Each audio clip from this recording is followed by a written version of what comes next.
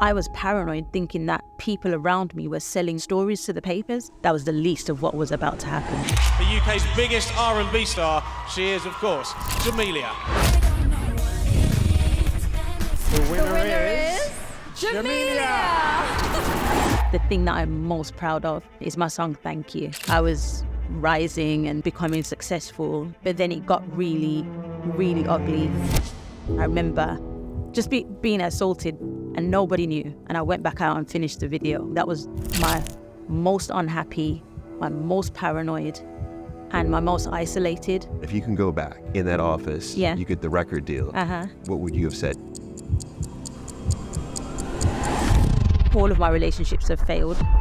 All of my relationships have broken down. When I was 3 months pregnant, he just said, I'm leaving. Like, huh? I was absolutely broken because I didn't protect my kids from it. There were points where I was just like, I'm not going to survive this. Being a parent was the beginning of me bouncing back. My children have saved me so many times. My childhood was getting to see other people be loved. You don't believe those things will happen. The most important relationship I will have is the one that I have with myself. But what is it that you want?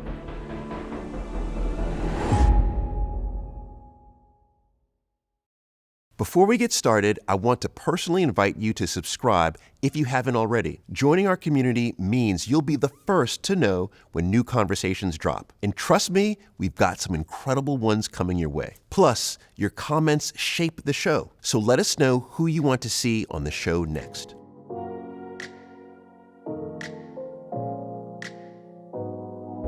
So we are here. Yes. We are here. Mm-hmm. And when I was doing the research, so I do so much research going into each of our guests. Yes. And one of the areas, and you actually said it when you came in, but I was like, we're definitely going to talk about this, is I didn't realize about the circumstances in which you grew up. Mm-hmm. Mm-hmm. And there's a shared interest, I think, that we have in terms of how we grew up. But in particular, though, so you were born in, is it Handsworth? Yeah. Well, I was actually born like literally in the center of Birmingham. It used to be called Dudley Road Hospital, and it's literally in the middle of Birmingham. But I spent most of my time in Handsworth after being born. Handsworth and Aston, the hood. Okay. So now, 81 is when everyone was like, 81. Okay. Yeah. Okay. So 81, but 81 pivotal year. Yes. In Birmingham in particular, and in many cities around the UK. Mm-hmm. So what's happening in 81? So what I know, just from historically, there were riots happening. Not necessarily at the time of my birth, but I remember that there were riots happening, and it was like the police against the Rastas in particular. So it was a time where, and forgive me if I'm incorrect, I'm not a historian. But I know that it was a time where there was a lot of pressure on Rastafarians to basically conform, and that they were rebelling in an extreme way, to the point where they were having riots. But even just kind of like there was a lot of racial tension. Some of the stories that, like, especially my dad has told me about that time, just like, and you guys were having kids in the middle of it.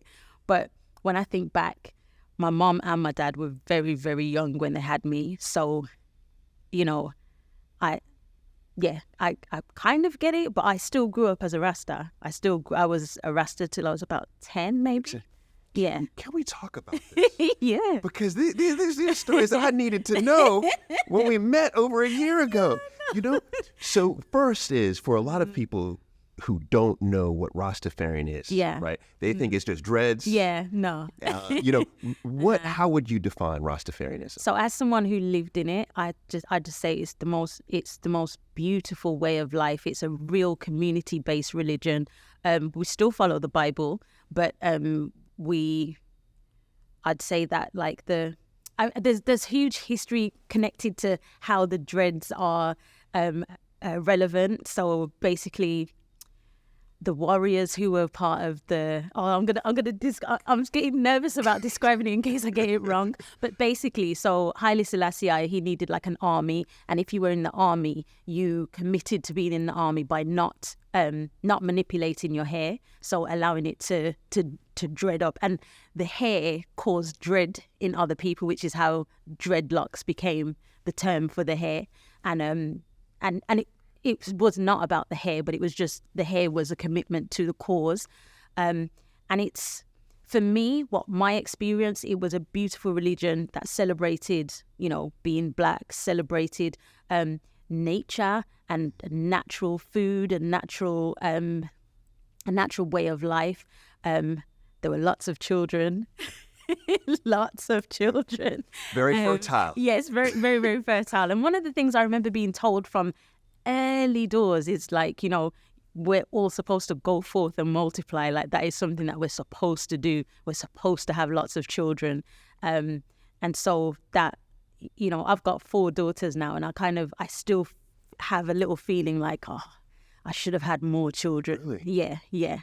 I feel like I'm supposed to, especially because the whole religion, the way that it treats children is like, we are so cherished. We're all blessings, no matter how we get here, who we're born to.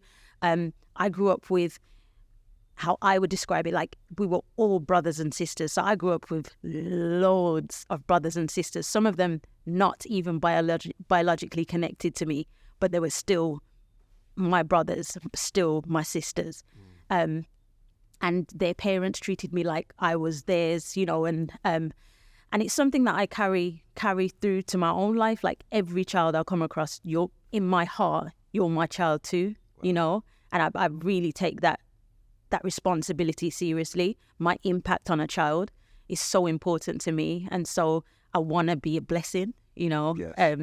Not only to my own children, it's just, and I love that. I definitely carry that forward from being born a Rastafarian. And even, so I had my locks taken off when I was about 10 because I was going to a Catholic school. My mum wanted me to go into the Catholic school, but with the dread, it would let them know that I wasn't a Catholic.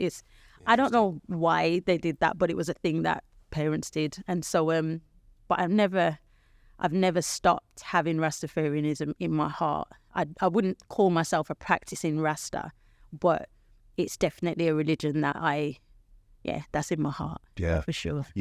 Why this is a shared passion of ours is because it's a whole spiritual movement. Oh, yeah. That I've been so fascinated by because of my Jamaican heritage. Yes. So when I'm in Jamaica, I will visit Rasta communities. Yeah. And in terms how beautiful are they? Oh my goodness.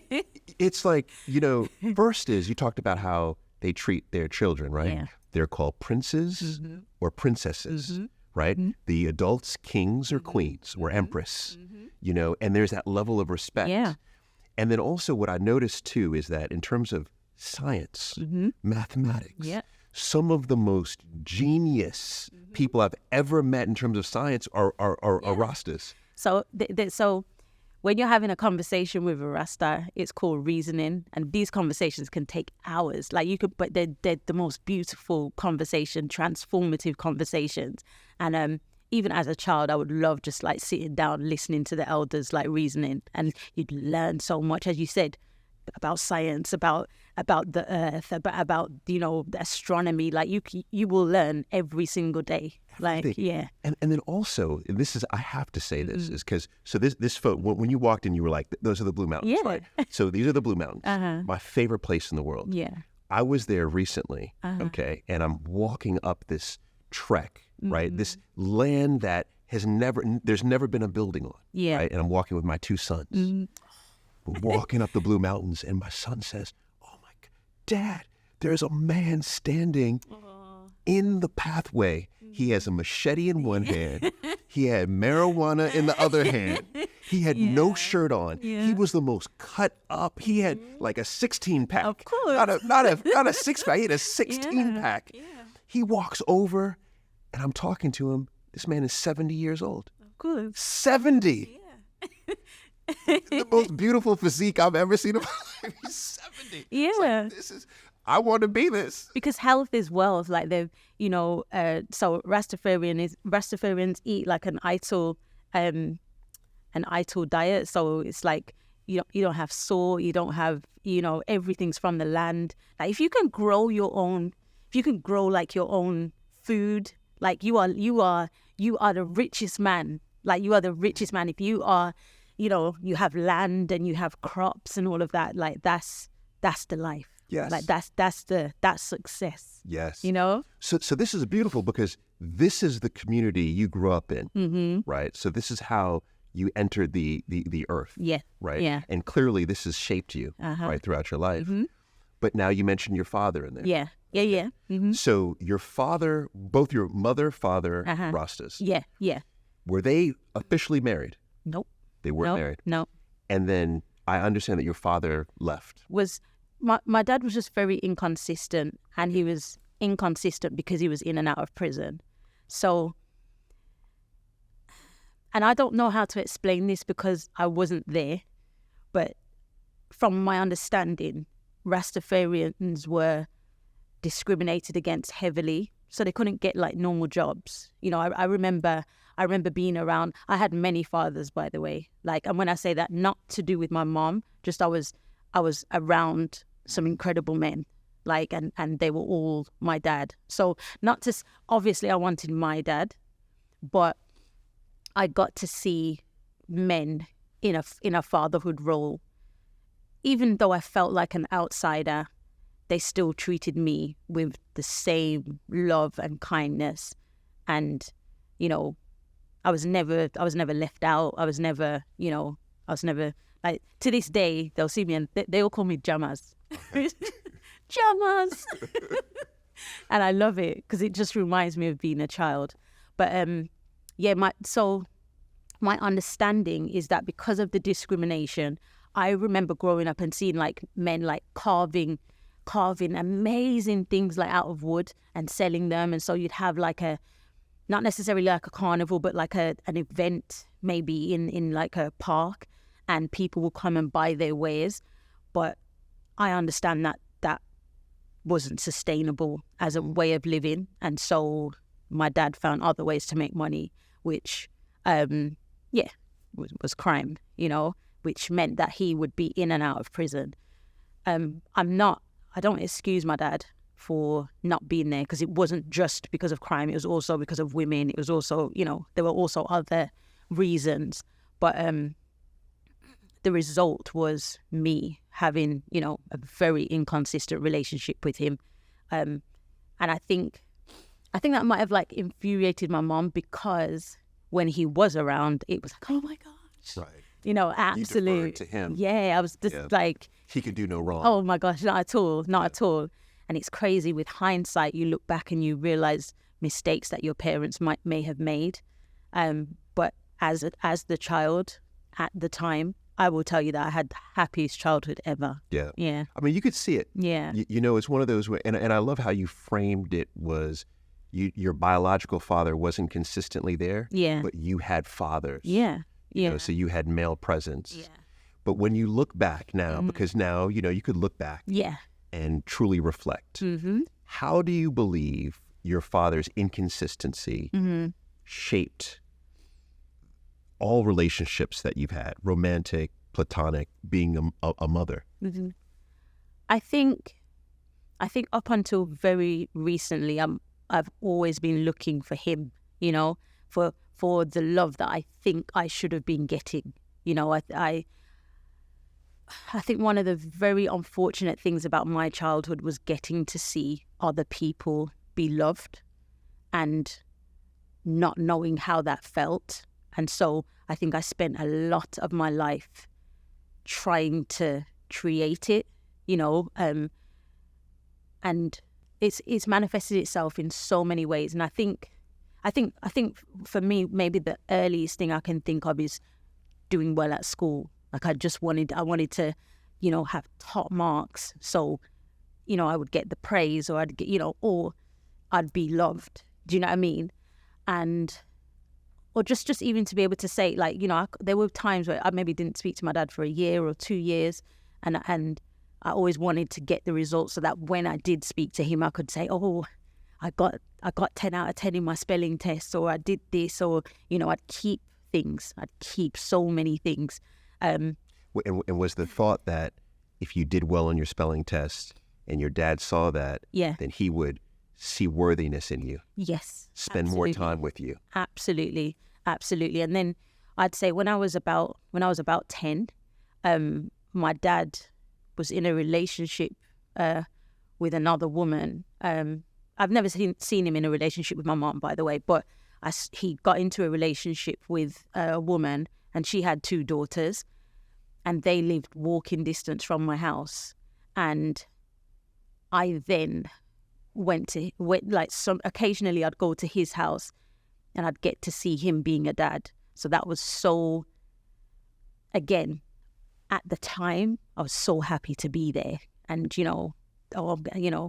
my dad loves me. And my dad is so, he's overflows with love, for me, but just doesn't know how to actually properly execute it. And so so when he wasn't there, I knew he was up the road looking with 2 other girls who were getting to call him dad every single day. And I think that, I think I just always wanted to know what it felt like, to have a dad all the time. I wanted to know, like, even to this day, like, there's little things like, oh, this is going to sound so weird, but like, oh, I wonder what he smells like, or I wonder what his favorite food is, and I occasionally speak to my dad now, but it's just inconsistent. It's still inconsistent, but I think what's changed is that I'm not trying to force this relationship anymore. I've just accepted that, I'm just not going to know what that feels like. And he is not the only relationship in which I feel like that. Like, I feel like in all of my relationships, I've always tried to be what I thought the person I'm with wants me to be. I've always been someone who morphs into, like, you tell me what you want and that's who I'll be. You tell me, how I need to be, how I need to look, how I need to act, and that's who I'm going to be. Because I feel like in the past I've been that desperate for love, that desperate, again, to know what it feels like. And it's unfortunate, but like, I still to this day, like, even on my way here, when I came on the plane, I watched this movie, and like, there was this man, and he was just so in love with this woman. I was like, oh my gosh, like, I'd love to know what that feels like, because I always feel like it's me performing, it's me being, something. But how does it feel for someone to just love you as you are, Yes. Without having to perform? And this was something that we spoke about on Celebs. We did. We talked about the performing, quite a bit. Yeah. But now I'm beginning to better understand why it was. Yeah. At a young age, you realize that in order to feel any semblance of love, or what you thought was love, what was really attention, Exactly. that you had to morph into something other than you. Absolutely. And I think that does speak to self-worth, because self-worth is saying, regardless of who you think I am, you love me. Exactly. I am enough. Exactly. But if I need to morph into someone else, that means that I don't feel as if I am enough. Yeah. You know? Absolutely. So you mentioned that you have a relationship with your father. It's on and off now. Yeah. Let's assume that your father's watching this. Yeah. Yeah. What would you say to him?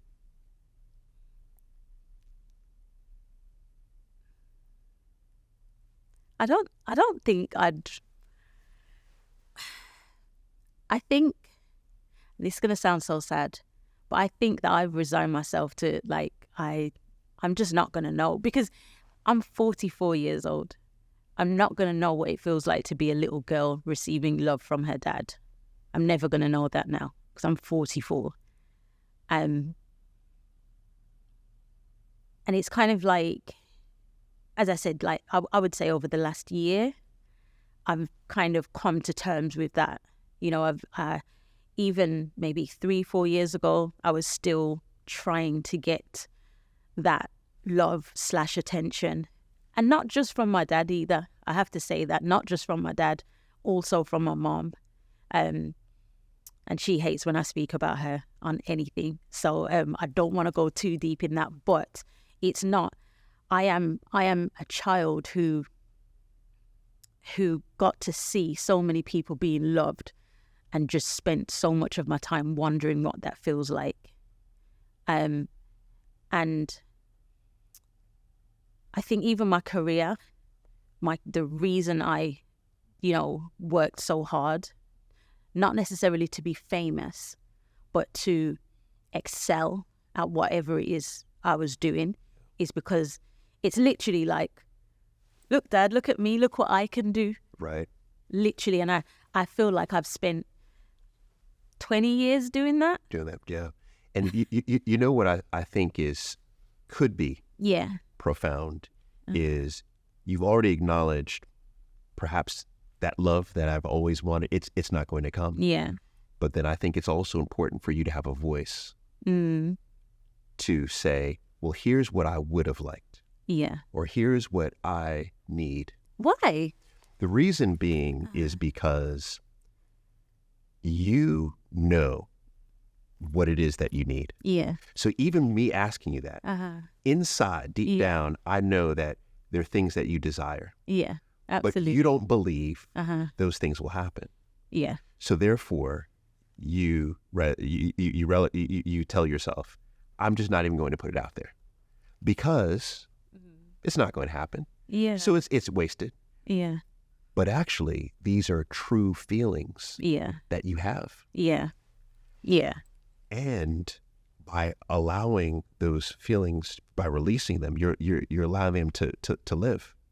Now, can you feel a bit of shame doing that? Can you feel a bit of being ostracized doing it? Can you feel a little bit of embarrassment if you do it? Absolutely. But this is why with many of the guests that we've had, I've said, write a letter. Yeah. Right. Yeah. And everyone says, oh, but I don't know. But the beauty of a letter is saying, here's how I feel. Yeah. And here's the end. Yeah. Like it begins here. Yeah. This is how I feel. And I want you to know this is exactly how I feel. And here's the end. So what I will tell you is I'm so passionate about self-work and self-reflection and developing and growing and evolving. I've written many letters. Some I've written and not sent. Some I've sent. Nice. And I feel like I don't know. I just feel like I'm okay. Yeah. I feel like, I'm not going to get what I want in that respect. What is it that you want? I just want to know what it feels to be unconditionally loved by your parents. That's what I would like. Yeah. Okay. Yeah. Do they know that? I think any mention of it, so on one hand with, my mom, I love my mom and I have so much respect for her. But I know that my truth, me saying this, is so offensive. So offensive. So the pushback that I'll get is horrific. And then from my dad's perspective, I feel like I'll get acknowledgement, but no action. And me now, if someone was for instance, my children, I give my children everything that I never got. And I don't mean materialistically, I mean emotionally. I mean, they get apologies, they get explanations, they get, they see me cry, they see me happy, I want them to understand, either that I tried or that, or I failed, right, or I succeeded, that they are important and how I show up for them is important to me, and me being a parent is important. But I also, it's a tricky one. So for me, I feel like how I resolve the things that I feel is by giving it to my children. Right. And I think there's beauty in that. Yeah. But the reason why I feel as if this is an exercise, if you will, that is important for you is because you have just said that you are continuing to show up in a way where you desire that love. Yeah. And so if you're showing up in a way where you're desiring love and you are turning yourself into someone who you're not, or you're turning yourself into a version where you're not, that means that you're still internally, you're struggling with self-worth. Now, when it comes to your mother and your father, you've already admitted, you know what, maybe they won't change. And you know what, they're Jamaican. So there's a level of stubborn. They're older Jamaican, so I get it, right? I know I can't convince my grandparents, of anything, right? So I get that. But for you to be able to forgive them gives yourself the ability to move on. Yeah. So okay, sorry. Yeah, and how to do that? How it begins is what you just said about your father, for example. And that is you know what? Here's what I would love. I don't think it's going to happen. Yeah. And I accept that. Period. With your mom, here's what I would love. I know you hearing this is horrific, and I understand why. Yeah. You're in that generation, etc. I understand why, and I forgive you. Yeah. Yeah. I think again, I feel like I've forgiven my parents many times, but okay. Well, that's good. But currently, I feel unable to have relationships with them because of what I'm trying to do for myself. I'm trying to exist without longing.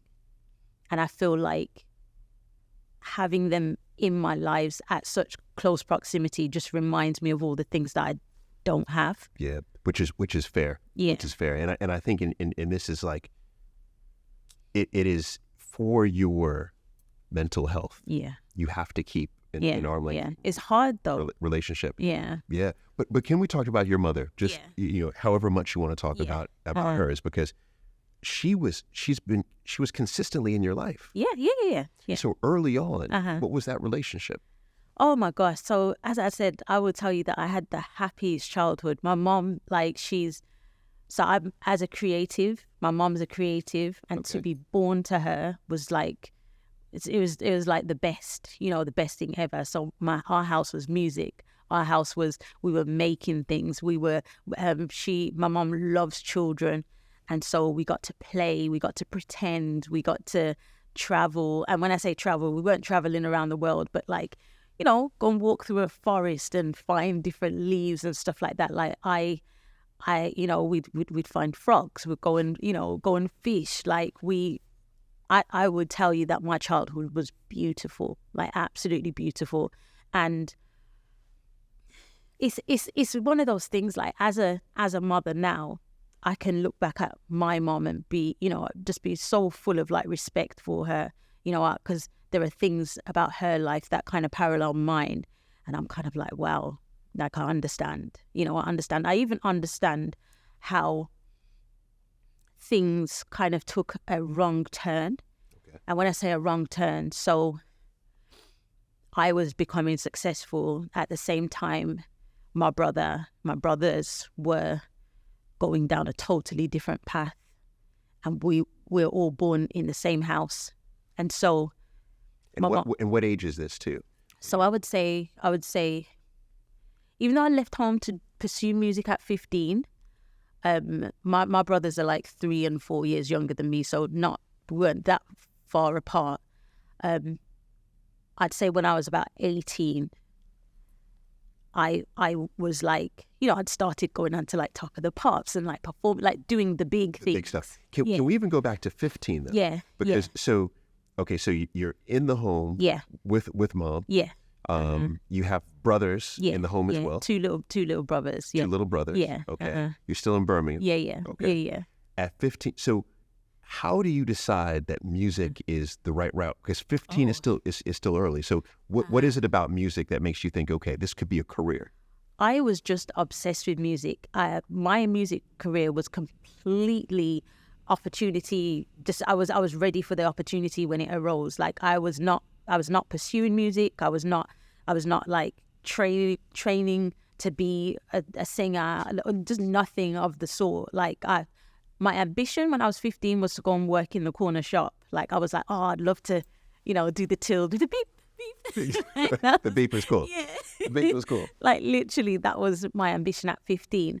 And I went to Notting Hill Carnival at 15 and I had my album. So I had a karaoke machine and I would record pretend albums onto a cassette tape showing my age.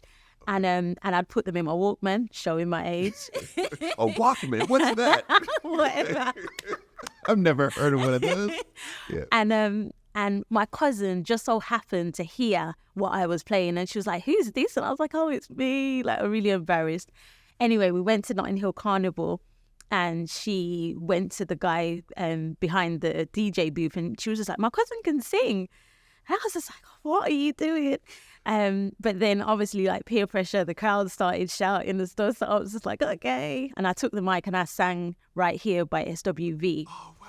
Yeah. And it just so happened that in the crowd was an A&R man from Parlophone Records, which is a subsidiary of EMI. And he was just in the crowd. He was just at Carnival. Yeah. But he came through the crowd, seeked out my mom, and said, can she come in tomorrow? So I guess it was Bank Holiday Monday. And so the next day I went in, I offered me a record deal. Right on the spot? Right there and then. Yeah. It's insane. That's what I'm saying. And before that point, other than my little tapes, it was like I would dream of being a singer in the same way a little girl might dream of being a princess. It's not going to happen, is it? Like, it's just, we just pretend, we just play. Right. And so I was pretending, and then it actually happened. Then it happens. Yeah. So right on the spot. So you're in there. It's you, your mom. Yeah, me, my mom, 3 or 4 of my cousins. But it's typical Jamaican. Yeah. They're like cousins, but they're like aunties. Like they're old. You had like, 16 people there. Listen, the office was packed, just full of black women. And yeah, his name is Lloyd Brown, and I absolutely adore him. And he changed my life. Wow. Like, yeah. So he offers you a deal. Yeah. So do you accept on the spot? I did, but my mom was like, "No, sir. She's got to pass her GCSEs first." And so I was like, "Okay," it was just a challenge to me. So I was like, "Okay." And so that summer, it was summer holidays. So Carnival's usually at the end of August. Yes. I'll go back to school in September. Aced all my exams, of course, and then as soon as I did, went back to EMI. I was like, yeah. And they gave you this deal. Oh yeah. That's incredible. Yeah. So you were 16, 17? So at that point they still signed me to like a retainer deal so that I wouldn't sign anywhere else. So, and even that was life changing. So it was £600 a month, which at the time was more than what my mom was being paid. And so you can imagine that changed the household. I'm with you, because now you're bringing in more income than anyone else in the household. Exactly. Yeah. So you can imagine how that changes a household. It didn't change me. I mean, I bought trainers. I bought lots of trainers. but like, again, in hindsight, I can only imagine what, how that must have been a little bit, I don't know, like discombobulating, like, oh, what's going on? Like, right. If one of my daughters turned around and they could now pay the bills. Right.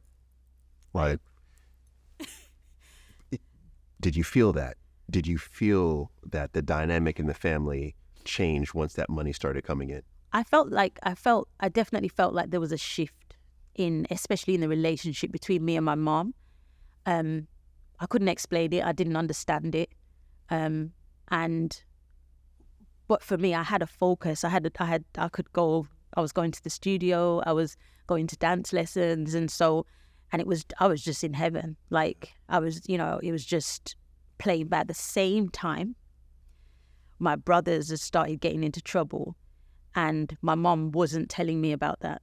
So I'd be going to London, and I didn't know. Like I remember coming back, like to just coming back home and realizing that my brother had started smoking. And I was just like, what? You're smoking? And we were really against smoking in my house because my mom used to smoke and she stopped smoking, and she taught us all about the effects of smoking, the hazards of smoking. And so we were really anti-smoking in the house. And so, yeah, to find out my brother was smoking was just so strange, so shocking. But that was the least of what was about to happen. Okay. Yeah. Okay. Yeah. What did happen? So this is by this point I've released singles. I'm in the charts, and then and I don't. This all happened at the same time.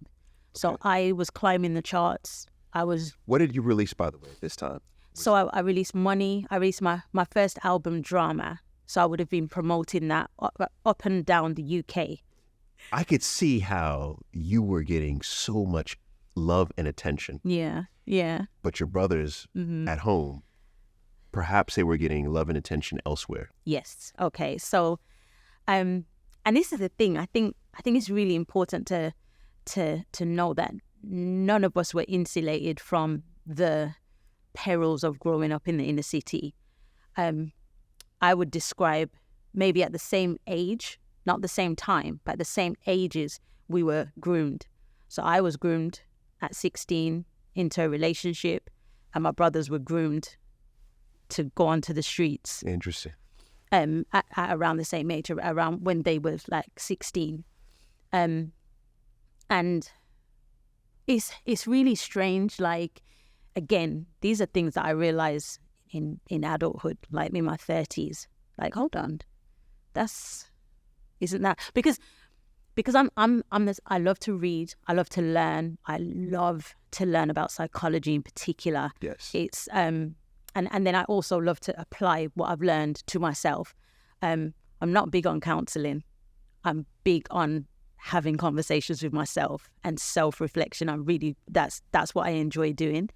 And so to kind of look back at our childhoods and realize it was grooming. Yeah, 100%. Yes, grooming is interesting because it's a term that I think is just recently begun to become used more and more. So how do you define grooming? So when an older person spots a vulnerability in a younger person, particularly the child that, for instance, my mom was an incredibly hard worker and such an inspiration to me when it comes to work ethic, but it meant that she couldn't be at home with us all the time. So we were able to, we could do what we want. And at 15, 16, we needed protection, that my mom was unable to provide. And so, and also there's this thing about boys and girls as well. Right. There's a difference. So, my brothers were allowed to go and do things that I wasn't allowed to do at their age. But yeah, I remember my brother explaining it to me that someone said, oh, what are those trainers you got on? Like, here's £50, go and buy yourself a better pair of trainers. And then, do you want to make some money? Do you want to make some big boy money? Do you know what I mean? And it slowly became that. And then he became the big boy. Do you know what I mean? Like he became the guy or the second in command. This is another thing I have to be transparent about. I don't really know how it works because I've not experienced it. Okay. I wasn't a part of it. I only know what I've been told. But what I am sure of is that my brothers were groomed just as much as I was. And that the grooming was able to happen because we were unsupervised. Okay. Yeah. And I think it's so eloquent what you're saying because oftentimes when we think about grooming today or when it's talked about, it's typically talked about with regard to women, or should I say young girls, who are being coerced into sex, right? Whereas it happens at high frequency for our young men, oh my gosh, especially into gang culture. So is this what happened? Is that your brothers were groomed into gang culture? Yeah, absolutely. And again, it's not something I can talk about at length because I wasn't there to see it happening. I was never privy to it. So this is another thing. When you may be in close proximity to crime but not be aware of it. Like I just had my brothers, you know. And they're not telling you, oh my gosh, you know, what they're doing. Yeah. I know, like, if I was to describe if I was to describe my brothers to you and someone else was to describe my brothers, you could have two totally different explanations. Like, to me, my brothers just silly, and we spent all of our days just cackling, like just laughing, busting joke. Like that was our life. Like so when I think I was 22, I think I might have been about 22. My brother was arrested for murder. I knew nothing about it, obviously. And obviously I'm just like, well, my brother would never do anything like that. So there's got to be a mistake. Right. I paid for lawyers and all, because I'm just like, there's no way he did this. There's no way. And then he was convicted and got 18 years. And like, yeah, that was earth-shattering, you know? But all while, so it's on the front pages of the newspapers because I'm also #1 in Australia. I'm also on every TV station, right. You know. So going back to what I was mentioning earlier, my mom found it very hard to celebrate me because it also meant she's also the mom of a murderer. Yeah.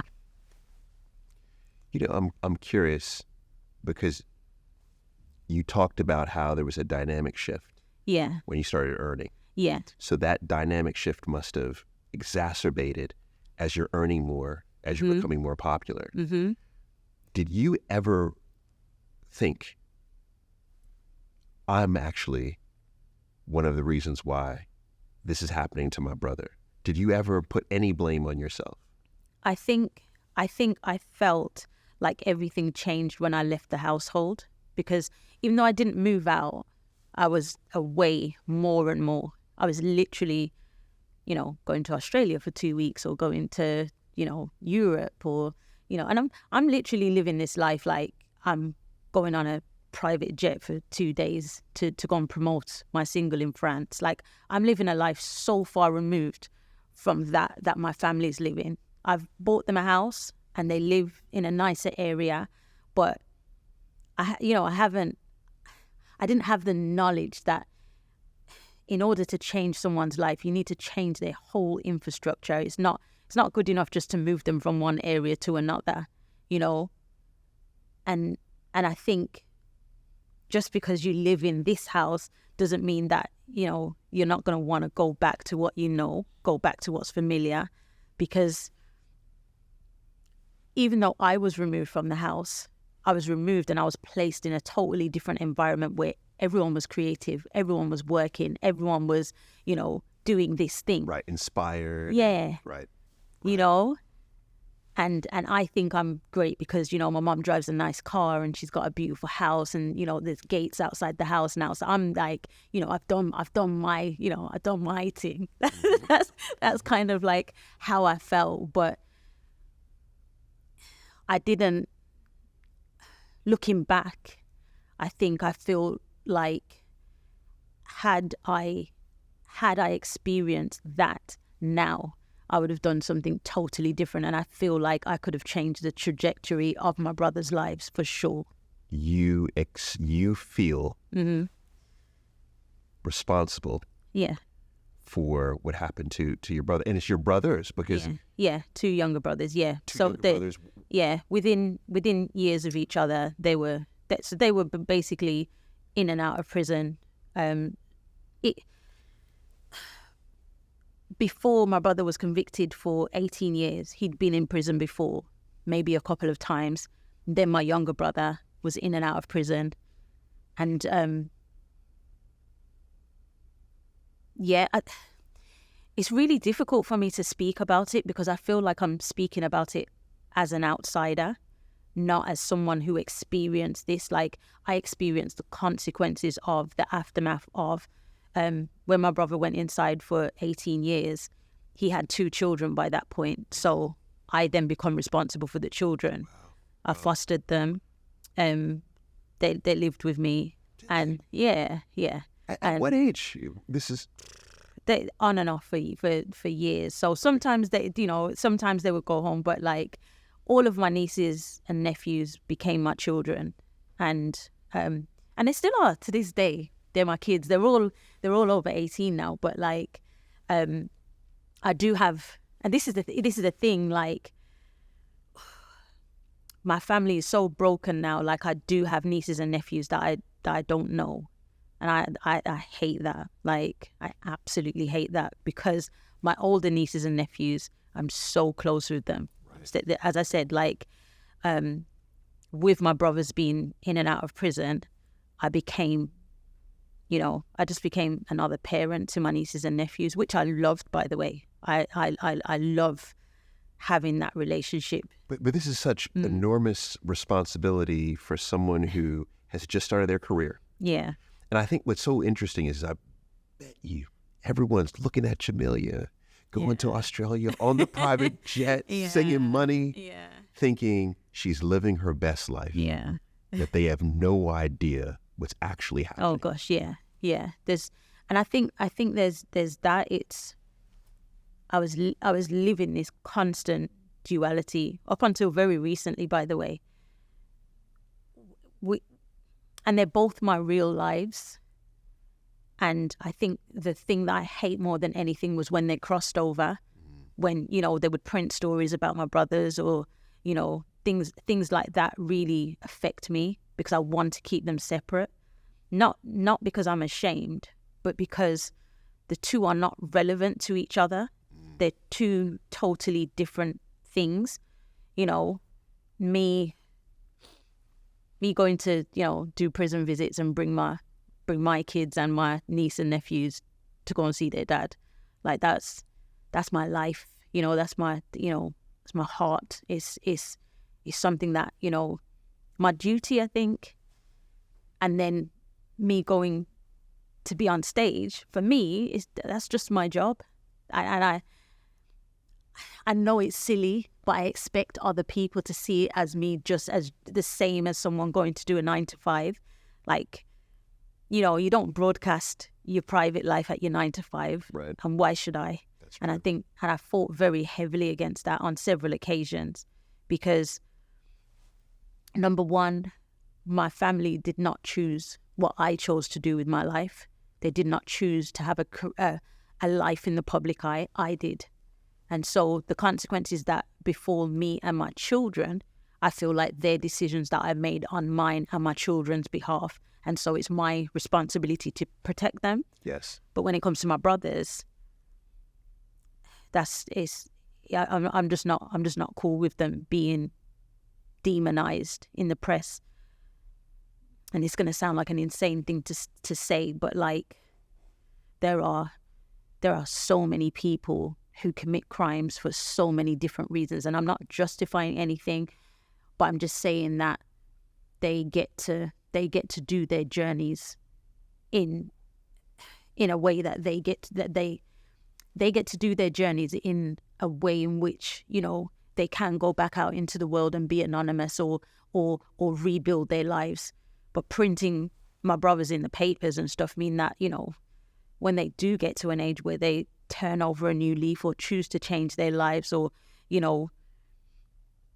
try to change their lives for the better, they have a different experience, because you type their name in and you've got all these front covers. You see these articles. Yeah, and they have nothing to do with it. And I'm not.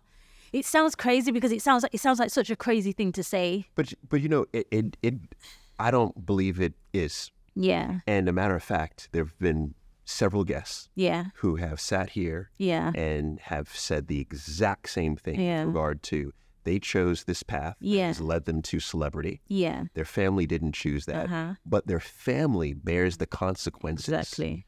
And typically it's the consequence of media. Yeah. Yeah.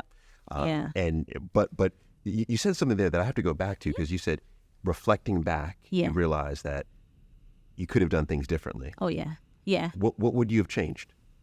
Oh, just not gone into the career. Really? Yeah, just I feel like if I hadn't become a singer, I'd probably have a happier family unit. I think that I'd have a lovely relationship with my family, just because I think one of the things that people don't understand is, like, especially in the time where I began my career, the tabloids, they were relentless. I had my phone hacked. Did you? Yeah. So there were things. So I lost friendships. I lost, because I was paranoid, thinking that people around me were selling stories to the papers. Okay. Because they were finding out things, the things to do with my brothers. If I was dating someone, if I bought a house, it was always getting printed in the papers where I was going to be. I was always getting papped. To some people, being papped is like, this glamorous thing. As someone from inner city Birmingham, it's so intrusive. It's so scary, and you feel like you're being stalked. There are some celebrities who were calling the paps, and that's fine. No shade to them whatsoever. But that's never been me. That was not you. I've never wanted that side of things. The phone hacking, because I see that this comes up many times. I see Prince Harry just won a phone hacking suit. Yeah. So with the phone hacking, was that press that hacks your phone? Yeah. Yeah. And they're just looking for any kind of message. Like they check your messages every single day. So multiple times I'd go to check my messages, and it's like they've already been listened to. But I don't know about phone hacking. I found out that my phone was hacked in 2017, and I sued the papers, and it was nice. I did not know this. So it was press that hacked your phone. Yeah, and for years. For years. Oh, for over 10 years. What? Yes, for over 10 years. So for instance, things like revealing that I was pregnant, before I was ready to do so, or before I'd probably told my family members, I probably made an appointment to go to the hospital or whatever. And so they can hear all my messages with my friends. It got to the point where I was I isolated myself so much, because I'm like, well, someone's saying something. Right. You become paranoid. Of course. You probably reduce your circle. Over and over again till it was just me. And then, and even then, I had things like reporters turn up to my daughter's school to try and pick my children up from school. Obviously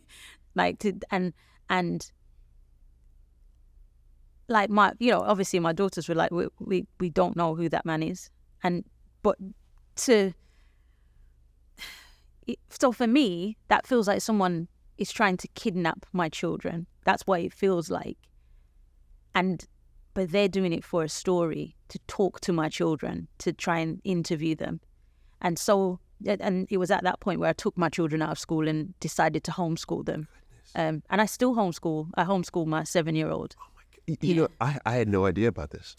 I had no idea. I mean, to think that you had your phone hacked for 10, that's a decade of every message coming in, they're reading. Yeah. Right. I could see the paranoia that comes with that. Uh-huh. So now I better understand, but I want to make sure this is what you're saying. Uh-huh. So you're saying that if you can go back 15 in that office, you get the record deal, what would you have said? I'd have said no. I'd say no. I would say no, because I've enjoyed obscene amounts of money. It doesn't make you happy.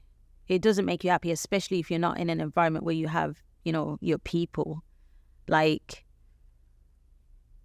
I've never been someone who was like impressed by money. I like that I have money now. because of what it's allowed me to do with my life now. But like, I'm not earning like anywhere near what I was at the height of my fame. But when I was at the height of my fame, I think that was my most unhappy, my most paranoid, and my most isolated, because someone around me is making money from me, you know, and everyone was targeted. My ex-boyfriend, my dad, my ex-husband, even just like little things like what my children were doing at school, Right. you know, Right. and then obviously like my brothers, my mom, it just becomes so intrusive. And as I said, like, they didn't choose this, No. you know, and so I feel like I chose this for them. You know, I'm not the only person experiencing this paranoia. You know, it also means that, you know, my brother's not safe in jail because he, you know, everyone knows who his sister is. So now, because everyone knows who his sister is, it causes him to have issues. Is this why? Because one thing I was looking at, Yeah. I looked at your discography, Yeah. right? And I was looking at when so it was really 1999 Yeah. is when you released debut single, Yeah. So High. Yeah. Yeah. Uh-huh. Okay. Your last album, Yeah. which is your third album, Yeah. is 2006. Yeah. 7 years. Yeah. And then that's it. Yeah. It's a 'cause- wrap. Yeah. Because for me, it was like, it's too much. It is too much. And so even though it's 7 years, I signed my record deal at 15. So between 15 and 18. Okay. So to me, it's like, that's 10 years. 10 years. And by that point, I was just done. I was done, because this is the thing. That's one thing that's happening. But then there's this idea that if you're an R&B singer, a black woman, you know, you need to have this hypersexualized persona, and I was fighting against that so much. Like I definitely fell into it at first, and you know, and I loved the attention, you know. And how does that come about? Because I know when I was talking to Sherry Lloyd, Yeah. I mean, what she was saying was blowing my mind. She Yeah. said management sat me down. Yeah. They said you should have a shorter skirt. Yeah, yeah. Is that? Yeah.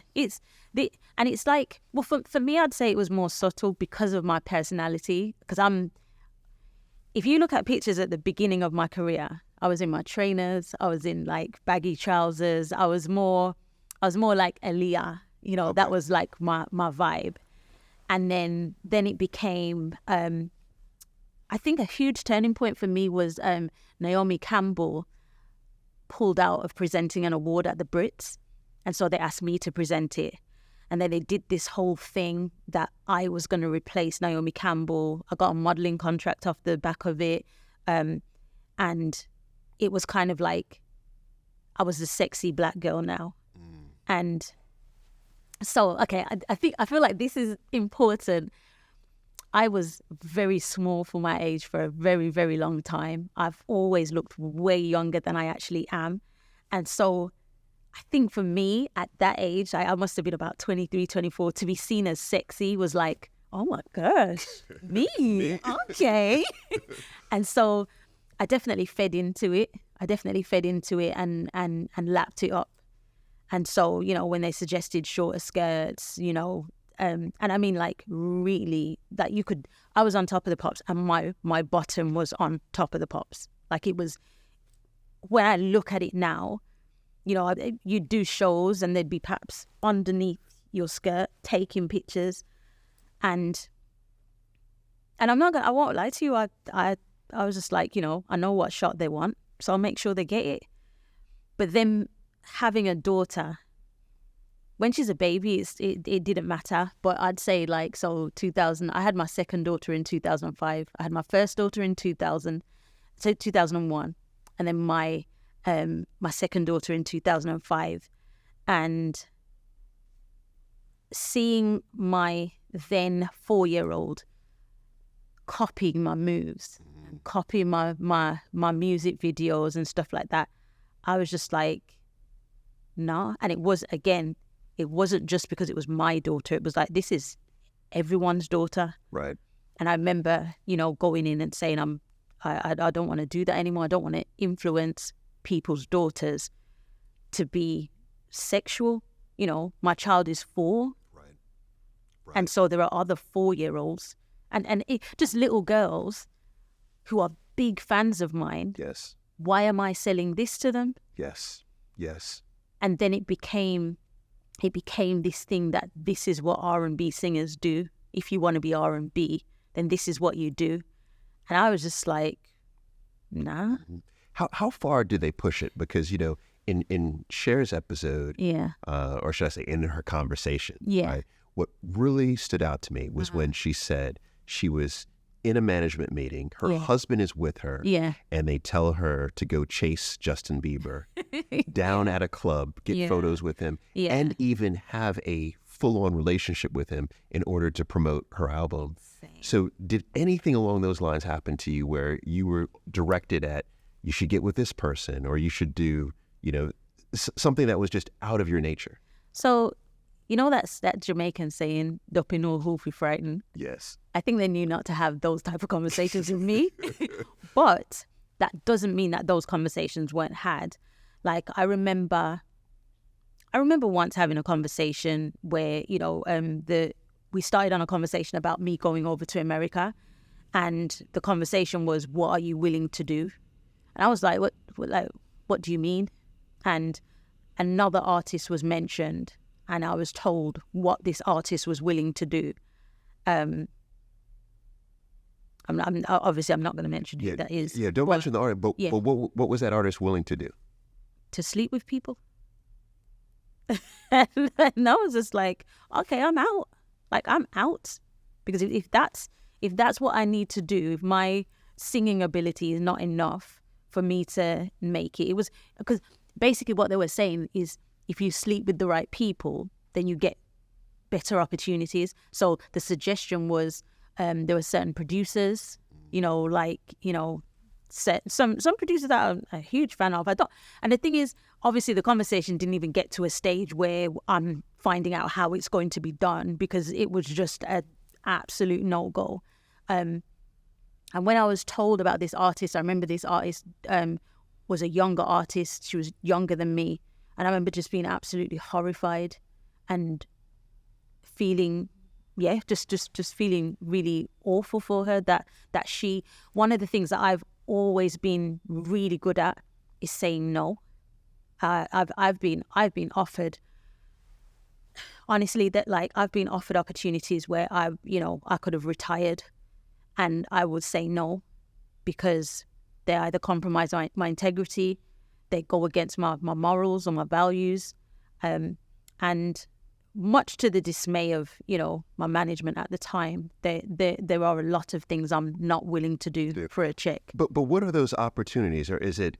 Because I would imagine if it's that much money, it's some type of partnership. Is it? Where? Okay. So no. So for example, okay. This isn't an extreme example, but my reason is because I know myself. So for instance, I was offered $250,000 to do Big Brother.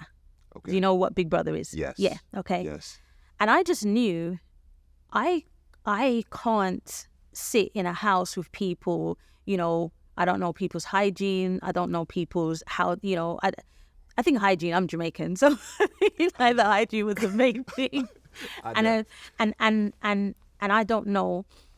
I think there's an element of being a black woman in the entertainment industry, no matter what, I'm code switching, then no matter what, I'm having to show up as a certain version of myself. Can we spend a second for everyone that doesn't know what code switching is? Okay. If you could just fill in the blank. Yes. So code switching is when you, for me, it's kind of censoring myself. It's not being as honest and open. I wouldn't say honest, but not being as open with every facet of my personality.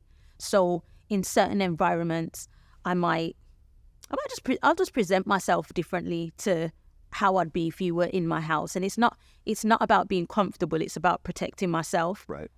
I feel, especially as a Black woman in the entertainment industry, especially at the time that I was in the entertainment industry coming up, we were few and far between. So I automatically became a representative. And so I was so straight and narrow. You would never catch me drinking. You'd never catch me, I want to say you'd never catch me. I would never drink. Like I would never be caught in any compromising situations or scenarios. I didn't want to embarrass my family, but I also didn't want to embarrass the community of people that looked up to me. I didn't want to embarrass, my aunties that were, that would approach me in the street. Like it was really important to me to kind of, to be able to represent Black women well.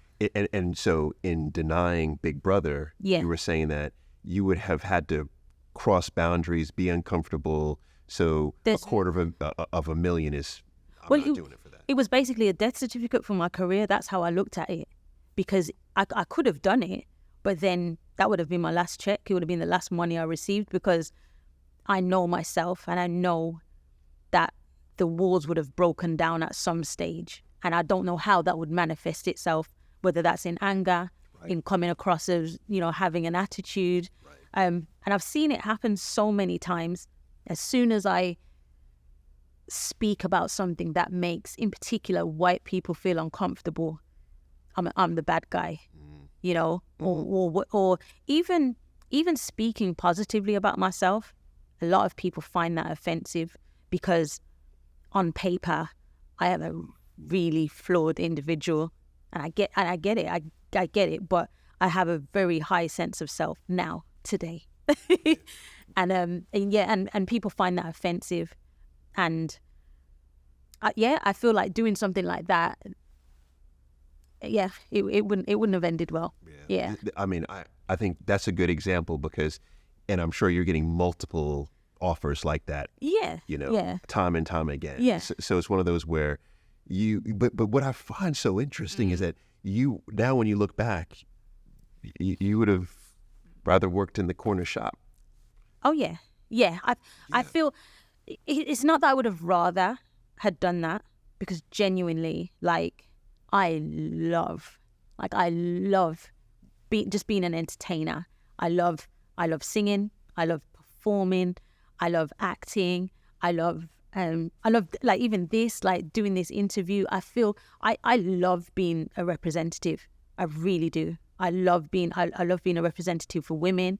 I love being a representative for mothers, for Black women, for Black people. I love that. And I love showing up in these spaces. So on that, when you think about, especially at the height of your career, what are some things that you are super proud of that were just like you did and it blew your mind? I think like moments like being at Nelson Mandela's house. At his house? At his house. In South Africa? Yeah. Was this the house? This is Johannesburg. In Johannesburg. I've driven by the house. Oh, yeah. And being there and eating dinner. There were like 100 people. It wasn't like just me and him. But and I've met him multiple times. This is someone that we had up on the wall. I remember celebrating when he was released from prison as a child, seeing that day, and it was such a historic day. And I've got a picture me and him chilling in his house. To me, it's just insane. Yes. It's insane. As I said, doing a song with Beanie Man, going on tour with Usher, being on multiple private planes, taking my children on private planes, going to Australia, New Zealand, and being number one, being the number one, the most played song on radio.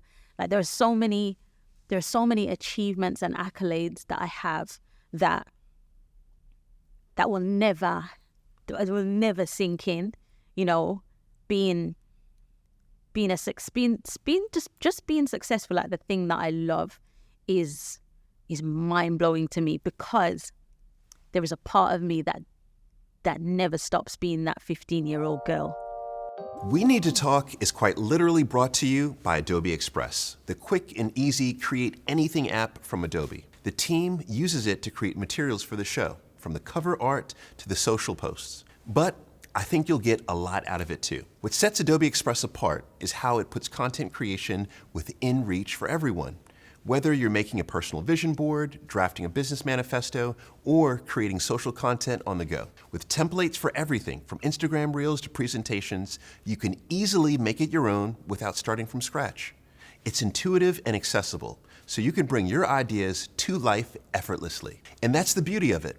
Adobe Express makes sure that creativity isn't just for the professionals. It's for anyone with an idea. It levels the playing field, giving you the confidence to create something that truly stands out, no matter where you're starting from. Search Adobe Express to get started. What if going on a date wasn't just about finding the one, but instead about discovering something unexpected? After all, a great date could lead you to finding the best pizza in town or sharing a laugh over a new activity. You might even meet someone who shifts your perspective in a surprising way.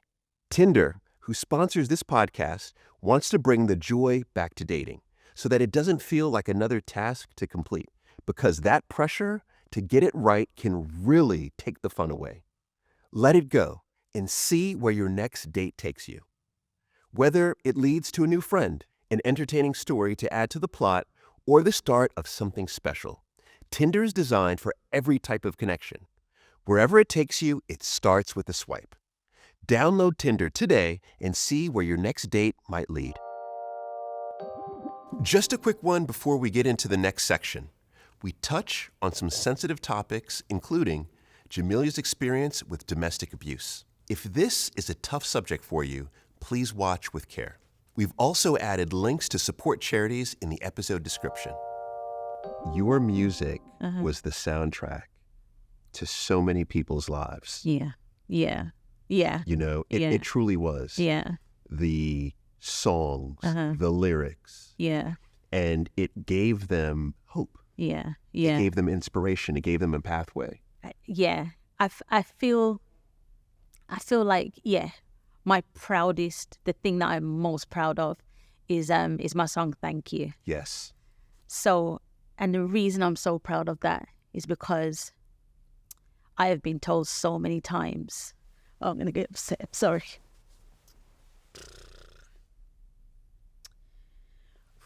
Sorry. I've been told like so many times that that song saved my life, or that song changed my life, or that song gave me the strength to leave. I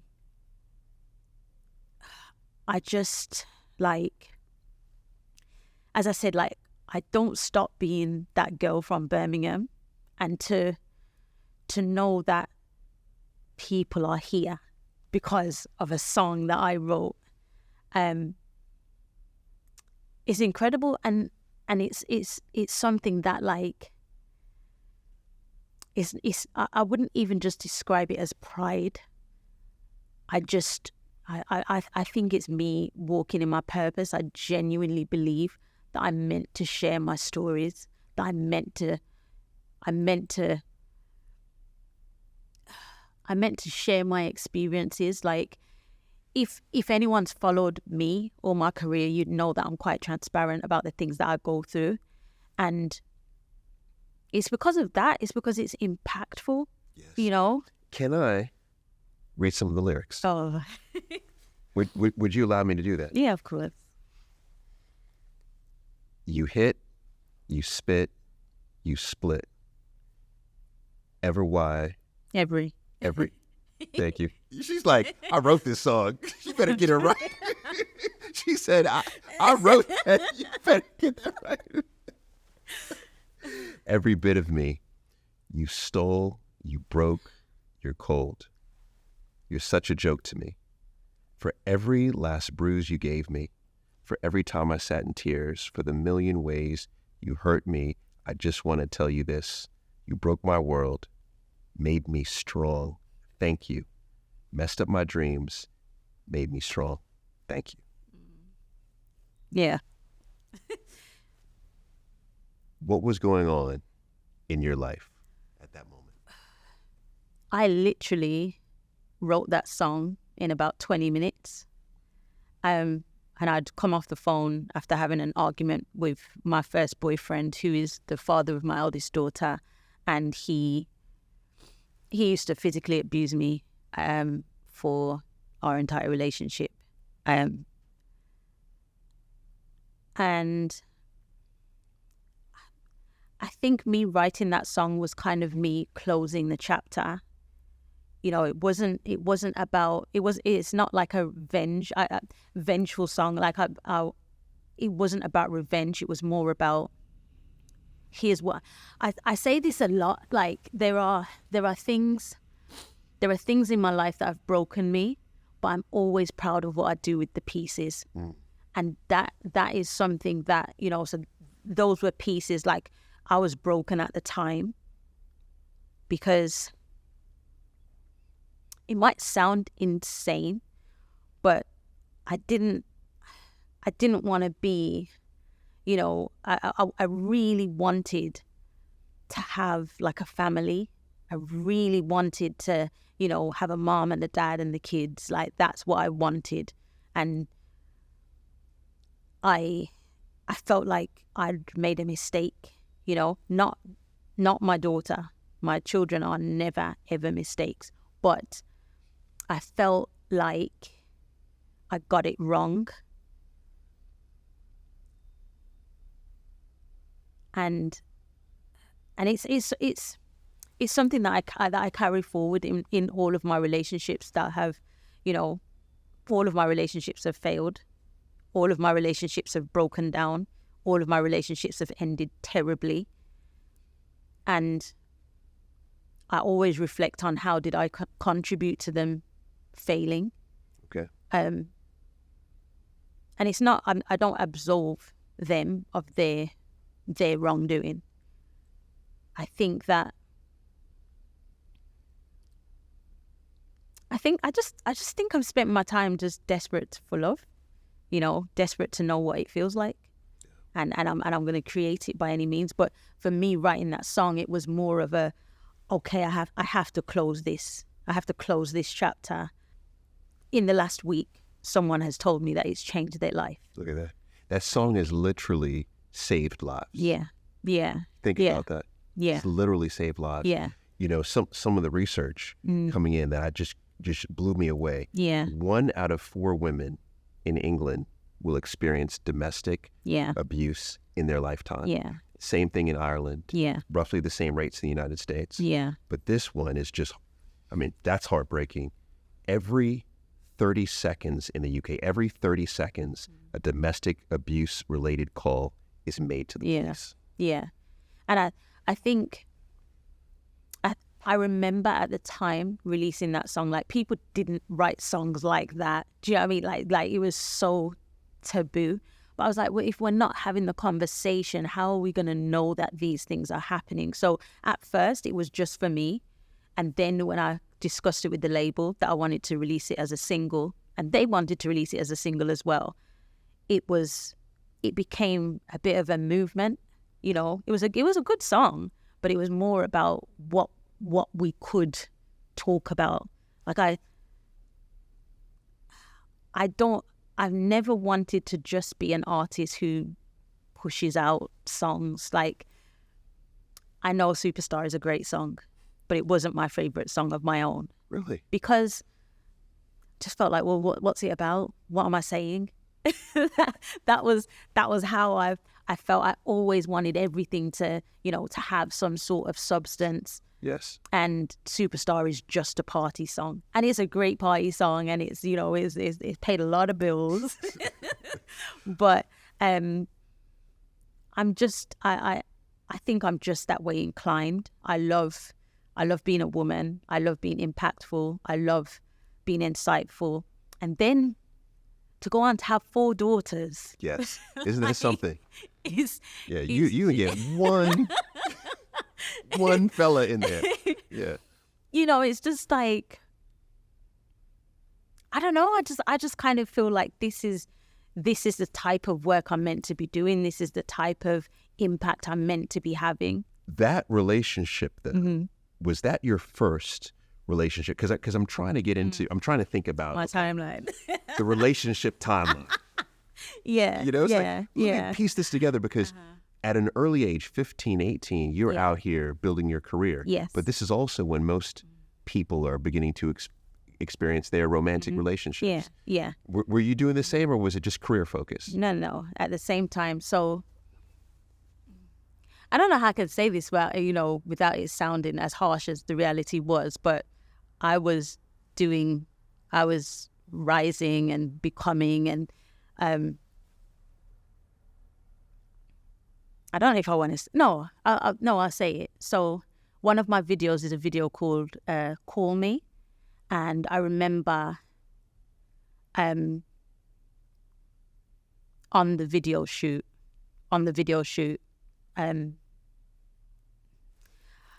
just being assaulted by him, and nobody knew, and I went back out and finished the video. Yeah, I've never ever told anyone that. This is So "Call Me" is one of my videos. It was on, I think it was on the first album. So I was with him between the ages of 16 and 20. okay. So this is the relationship where I would describe it as being groomed. I was 16, he was 25. What does a 25-year-old want with a 16-year-old? And as I said, I didn't even look 16. When I recorded the "Call Me" video, I would have been about 19. It was before I'd had my daughter. And I actually don't like telling stories like that, because I read a book, and it was saying about, when you retell a story, your body feels the trauma. Yes. And like, even just in that moment, like, I remember it like it was yesterday. I remember it happening, and I remember going back out and being like, okay, let's get back on camera, and I remember someone in the room kind of suspected that something had happened, but I was like, oh no, I'm fine. And I feel like that's quite symbolic as to how I've lived my life, as I have to specify that I think it's as a Black woman. I think there are so many aspects of life that knock us down, and we just shake it off and carry on.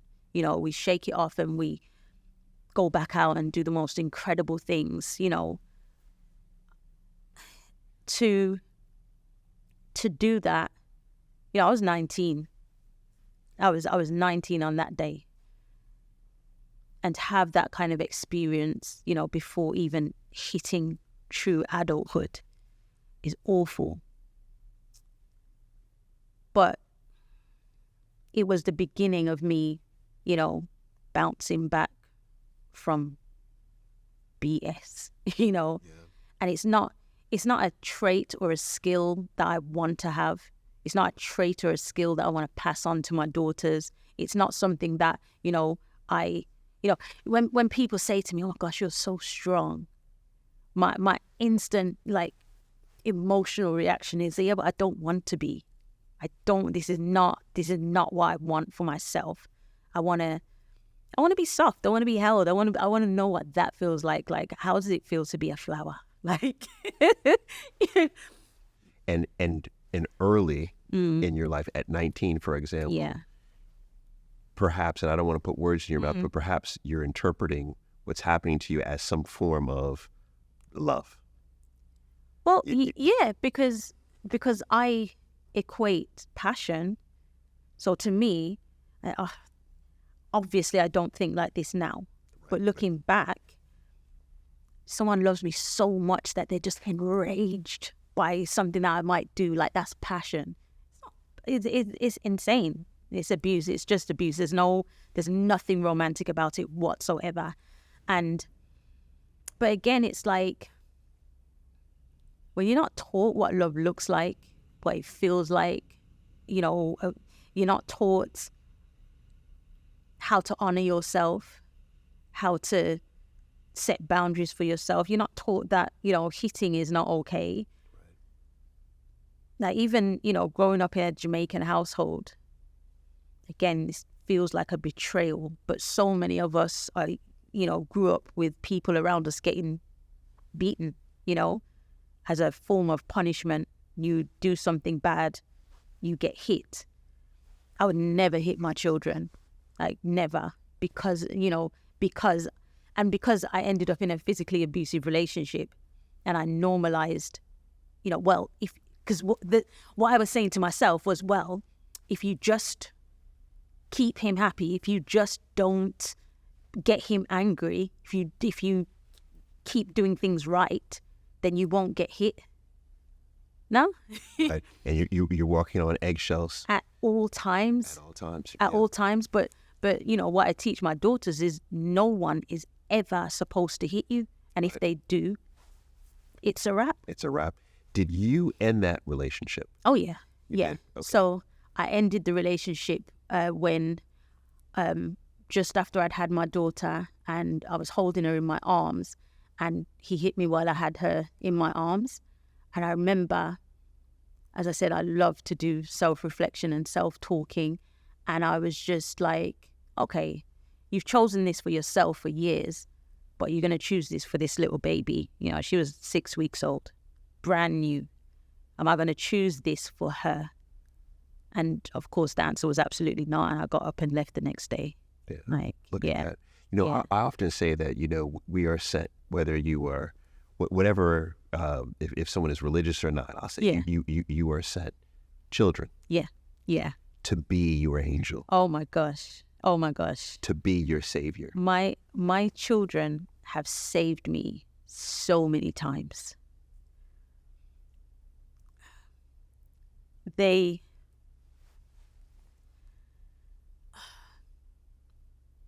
I mean every single one of them. I sound like I've got 18, but I've got 4 children and 4 daughters.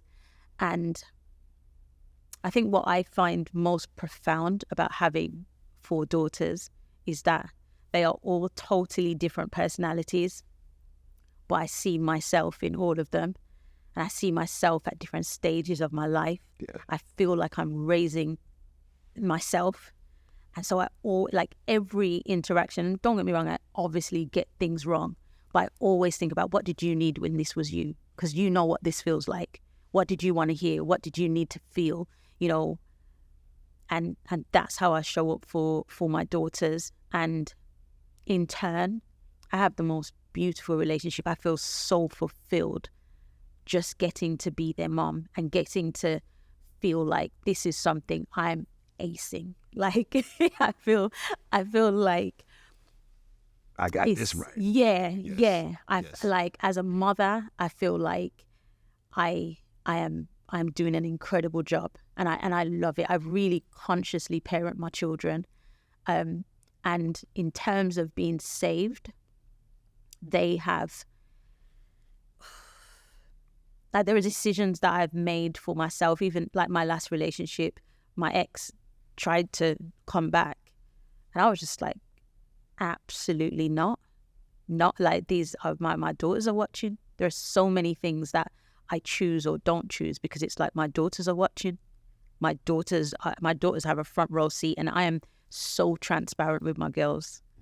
That hit me. My daughters have a front row seat. That's that's profound. Yeah. So with your first daughter, that enabled, she saved you. Yeah. Yes. She got you out of that relationship. Yeah. Mm-hmm. So then the next relationship that you enter, we don't have to name names. What happened in that relationship? How does that happen? Because at that age, you are a single mom. Yeah. But you're a pop star. Yeah. Or R&B star. Yeah. No, I was a pop star. You're a pop star. Yeah. You're a rock star. That's what you were. You were a rock star out here. So you're a star. So this is a different. Yeah. This is a different space you're in. Yeah. So he was a footballer, and at that time it was very like Posh and Becks were the big thing. So we were like the black Posh and Becks. That's what they would call us in the papers. we were not. But yeah. And to be honest, I think I just wanted someone who didn't hit me, which sounds, again, like at my age now, looking back, I'm just like, wow, like the bar was so low. And I think the issue with him was just the cheating, like constant cheating. Again, we share a daughter, and she's just amazing. She's amazing. Like, I think when it comes to my daughters, like, I have no doubt that these particular children are meant to be here. Yes. These particular, so as much as I may recount a relationship in a negative way, I don't regret anything. And if I lived my life again, I would do exactly the same things, because I want these children. Yes. So did you end up leaving that relation? And you were married? Yeah, we're married. Okay. Yeah, So you got married? Yeah. Well, and this is the thing. I always try to evolve and do better. So it's like, okay, I've done the right thing. We got married. We got married after we had like a huge cheating scandal. But I believe, I'm such a sucker for love. I believe in love, and I believed him when he said he wouldn't do it again, and then like maybe less than a couple of months into the marriage, he did it again. So it became, I would say, like a really volatile relationship, because I just felt like, well, I can't leave. I can't end this relationship as well. Why? Why? Because I've got 2 children by 2 different men, and it's just not what I want for myself. That's, there's a huge sense of shame, a huge stigma associated with having, multiple fathers for your children, huge stigma. And because of that, I stayed single for 9 years after my relationship with him ended. And then my daughter made herself a sandwich. So let me Hold explain. on. I was going to say, hold on. My daughter made herself a sandwich. Okay. So my daughter was 9 years old, and she decided to make herself a sandwich. And I was just like, oh my gosh, they're not going to need me much longer. Like, so she was 9, my other daughter would have been about 13. And I'm just like, it's just going to be me. And at the time, I lived in a massive house in Birmingham. I was like, it's just going to be me in this house. I need to find a man. I was literally like, I need to go out there and start dating. Okay. I see. Yeah.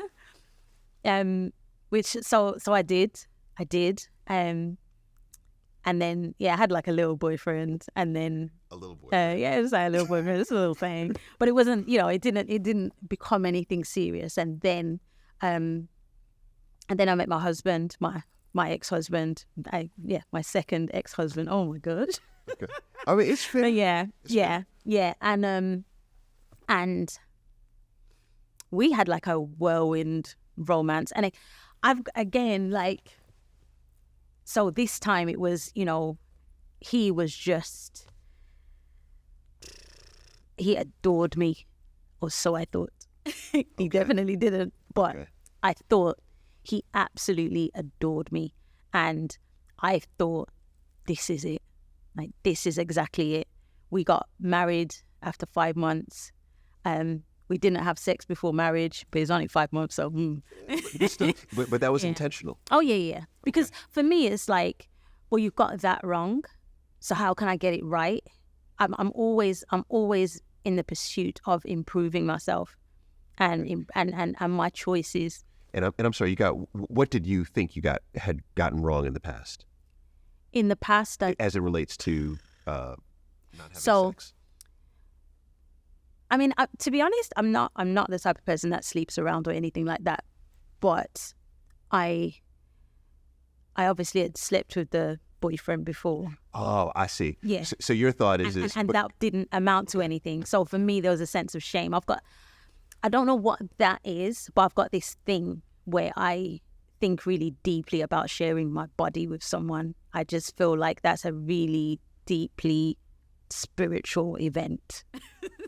And I know it's just me. It's just me. But then, so I felt like, you know what, and in the periods in between being in relationships, I'm completely celibate. Like I'm just not that type of person. Okay. And so, in a way, I think for me, it's kind of like a reset. You know, I have this idea that I'm resetting myself and preparing myself and making sure that I'm not muddying the waters of my mind. Like I want to be clear when I go into a relationship. I want to be ready. I want to be focused. I want to be like, oh, okay, I can have a relationship. This is interesting. Yeah. And I say it's interesting because some people, they look at sex as, this is part of my litmus test to see if I should be in a relationship with this person. Yeah. And you're saying no. No. So you told him right from the beginning, this is not going to happen. Yeah. And he was... Oh, he was fine. He was fine. Okay. He was in love with me immediately. Okay. Also, I thought. And then also, just to set the stage, so you're celibate for 9 years going into this. Yeah. You've been dating, but nothing serious. Yeah.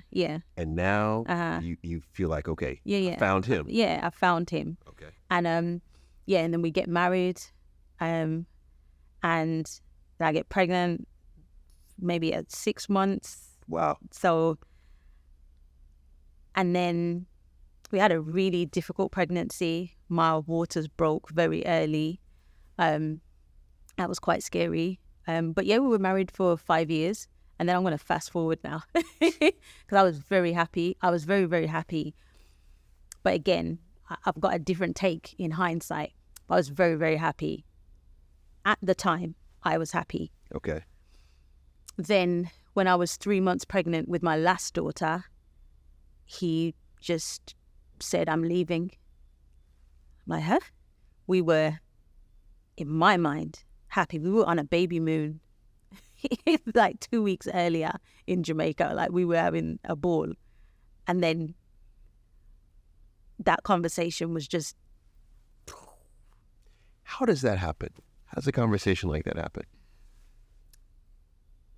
What's wrong with you? I'm leaving.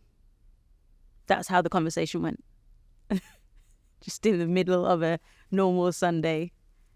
And I again, you see, I'm feeling it now. I'm feeling the emotion because I've never been so confused in all my life. It was just like, but what do you mean? You know, at that point we had a 4-year-old, you know, we built this blended family, and in my mind at that time, life was beautiful. We had conversations after, and what came out of it was that I was too much, was what was being said. I was too much. I was too ambitious. I didn't want to be humble, and humility looked like. So, okay, and I think this requires explanation. I am someone who is very happy to defy conventional rules, as I'm sure you can tell.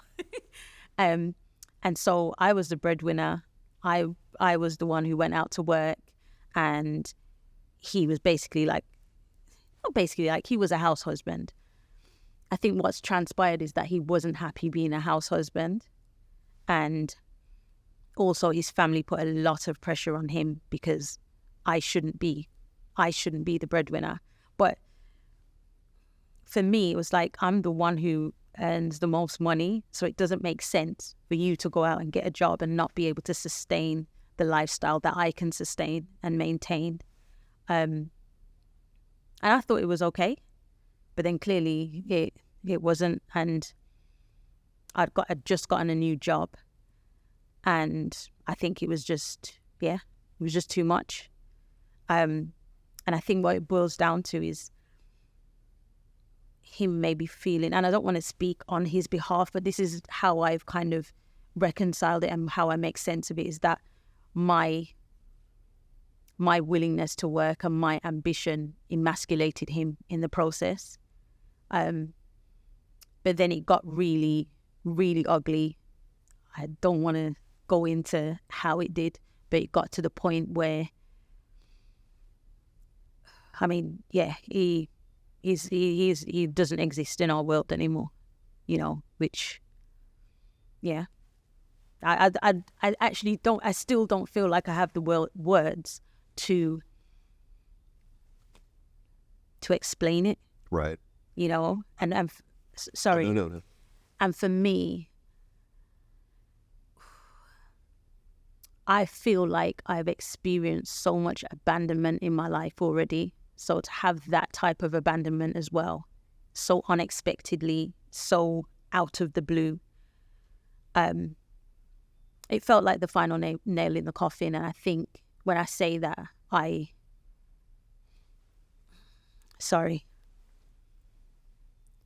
was absolutely broken because I didn't protect my kids from it, because I didn't protect my daughters from it, and I didn't see it coming, and I didn't know how to fix what they'd seen happen. For particularly my elder girls to witness something like that happening, like literally the rug being pulled from underneath everyone. And not only that, someone who had been a good man to us turn into the absolute opposite. And I think particularly not having an explanation, but not only that, going through a pregnancy, having a really, really difficult pregnancy. One of my daughters was just about to start her GCSEs. My 4-year-old was just about to start school, and my eldest had just turned 21. This is like, these are pivotal moments in my daughter's lives, and I'm pregnant, and we've just been abandoned. All, you know, and it didn't. Another thing that I think to explain it would be, I think if anyone wants to hurt me, you know, aim for my children. You know, it's an awful, awful thing to say, and it's not the first time people have done so. But this is definitely the worst that it has happened, and I feel like that's exactly, you know, I think the problem is I don't know why someone would want to hurt me like that. I am such like I'm such good vibes. Like I love being good to people. I love looking after people. I love loving people. I love feeding people. I love providing a safe space for people. There are so many children that have come in and out of my home that know love, that feel, you know, that have felt joy, and, you know, his family, him, like I never did anything but love them. And so I've never been so confused and hurt.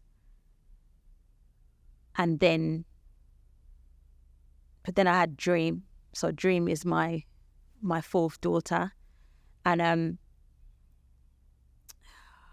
my older two girls, honestly, without them I wouldn't be alive. Like they literally stepped up in ways that I wouldn't believe. They fed me, they clothed me, they bathed me, they brought me to the toilet, they did everything. They looked after their little sister. They saved me, like they did. And, you know, to a point where, like, there were moments where I couldn't walk, I couldn't talk. Like I was just, I've never felt like that. And I think one of the things that I've always done is, bad things might happen, but I'm just like, okay, it's cool, don't worry, we're fine, because my daughters are watching. And I think the most painful thing I've ever experienced is breaking down with my daughters watching. That's the most difficult thing I've ever experienced. But it also became a motivator because I was just like, this is not, they're not just going to see me break. I'm going to show them, and this is how you get up. Because if there's one thing I know how to do, is how to get up. And even though I doubted it, I'm not going to lie to you, I really doubted it. There were points where I was just like, I'm not going to survive this. When you're looking at your children and they're like, listen, they're not saying it, but where's my mommy? Like, where is she? Like that, you know, there's a point where it's like, these girls are counting on you, and there's a brand new baby and she's just met me. Yes. And I want her to know, you know, I want her to know the great me. And so... Can I ask, though? Yeah. Who is in your life supporting you outside of your children at this time? No one. It's so sad. And I'm the type of person where I will like draw into myself and just close the whole world out. And that's what I've done for maybe the past almost 3 years. I've just, you know, I felt so hurt and betrayed by the people that I felt should have been there, that I missed out on getting support from people who were offering support. You know, there are people that I owe apologies to, that I didn't allow to support me. And I can be honest about that. I'm definitely at a point in my life where I'm ready to do that as well, because I created an environment where my daughters had no other choice but to step up. They became my support system, and I relied 100% on them, all while one of them's in her 21st year and the other one's doing her GCSEs. And they will tell you, I have apologized so much. They've seen me cry so many times because I shouldn't have done that.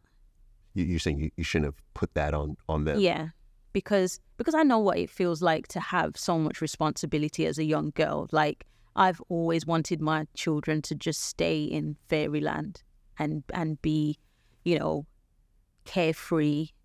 I definitely didn't want them to see me in that space. No.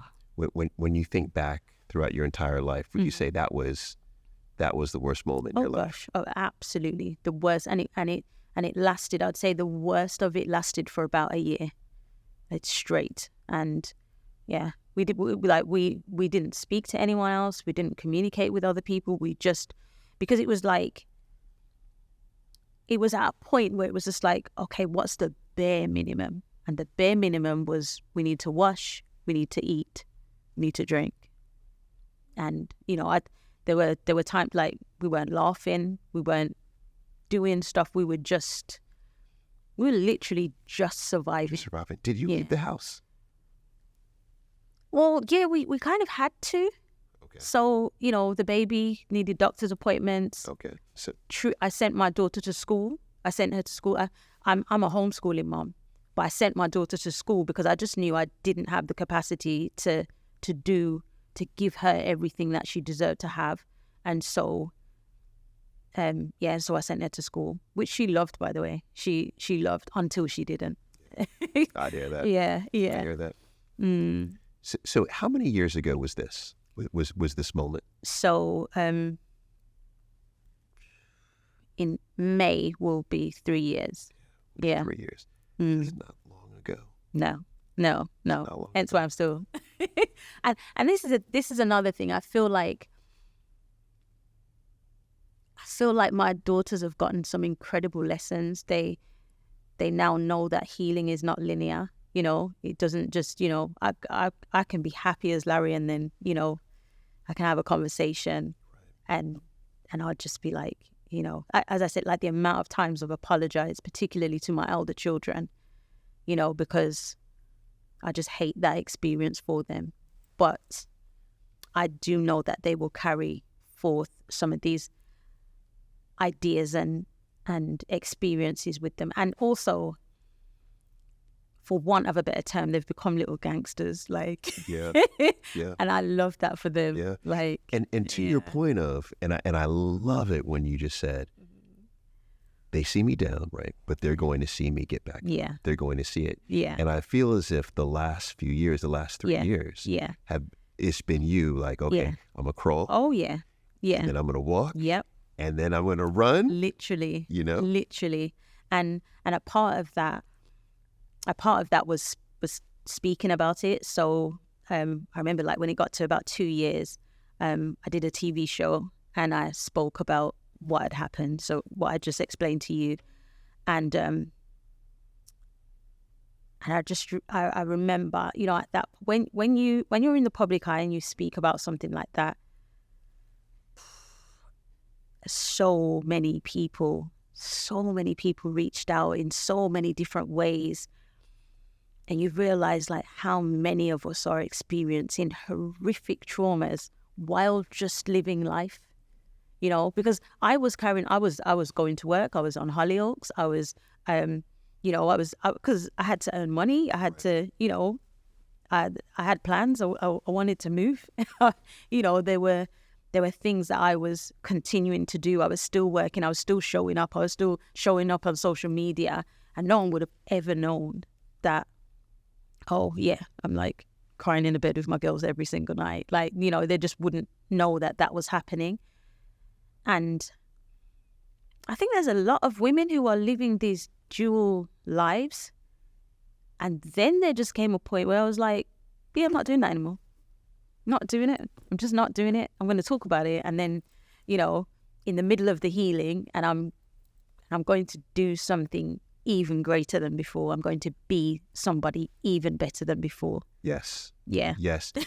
Where does the inspiration come? Because there are many people, I agree, lots of women, lots of men who are in a position right now who believe they're in that moment when you said I was in that low point. Yeah. They're in that point right now and they're trying to find hope. Yeah. They're trying to find something to aspire to. Yeah. How were you able to find the hope?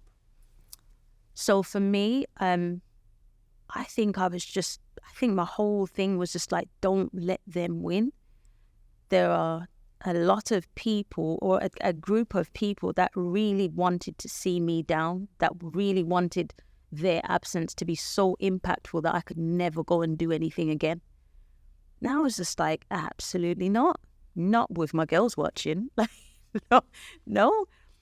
And so too, the both things, you know, my daughters are watching me and I know that you're watching me too and you want me to fail. And I think there are many moments throughout my life that have been motivated by people doubting me or people actively wanting to see me fall. And so for me, I just kind of, I think it all starts with, you know, what action are you going to take? What are you actually going to do? It's so important. You know, it's not just hope and prayers. It's not just, oh, you know, it's not that. What am I going to do? And it's exactly what you mentioned earlier. Like, I'm going to crawl. I'm going to put my 2 feet on the floor out of my bed. That's the first thing. And if I do that, then maybe I can get up tomorrow. And then the next day, maybe I can, you know, crawl across the floor. And I'm talking literally, like literally. I'm curious though at this point, because you said you're doing Hollyoaks, so you're beginning really, I would say, the TV part of your career. Yeah. I started on Hollyoaks maybe about a few months. I had Dream in October and I started on Hollyoaks in March. In March, yeah. Okay. Yeah. At this point, do you think, well, maybe I'll start singing again? You know, I can do shows, I can go on tour. Whereas, do you have no interest at that point to sing? Or perform, should I say? So I mentioned hindsight a lot. So when I look back on my whole relationship that I had, my daughters mentioned this to me as well. I didn't sing. I had no interest. I'll probably do a couple of shows here and there, but I wasn't singing around my house. And I'm a singer. Like, I love to sing. But the fact that I wasn't doing that is such a red flag in hindsight. When but now I sing all the time. Now I sing all the time. And yeah, and like at the beginning of this year, I decided that I'd love to record another album. Really? Yeah. You're going to record another one? No, this is great. Exclusive. This is good. This is good. With Beanie Man too. We need Beanie Man back. Come on now. That would be amazing. And I think for me as well, you know, it's not about chasing stardom. It's not about like being at the top of the charts or anything like that. It's just I love it. Like I love it so much. I love performing, I love recording, I love writing. Yes. And also like it's my favorite way to tell stories. Like it's my favorite way to be impactful, you know. And like, yeah, I've already started writing. Have you? Yeah. I can't imagine. I mean, to think that this is a passion and that you're coming back to it. Yeah. This album is just going to be, this is going to be crazy. Yeah. We hope so. But I think for me, it's kind of like, I genuinely feel, you know, when people are like, oh, I'm living my best life. I genuinely feel like I am currently the best version of myself. Yes. And I just think to myself, like, imagine doing all of that at your best. Yes. Remember, I did it, you know, I did it while being beaten up or while being cheated on. Imagine doing it when life is amazing. Life is amazing. I mean, can we talk about how amazing life is? Yeah. This is very Please. important, right? Because life is good. We get another Jamelia album, right? Life is good. Life is good. Yeah. So what about life makes it so good right now? So in March of 2024, I decided to move to Dubai with my girls. And the reason we moved to Dubai is just because I felt like we needed a new start. But I felt like that was the perfect place for us to do it. Dubai is a fantastic place for women and girls, despite what Western society tells you about the Middle East. Why so? It's so safe.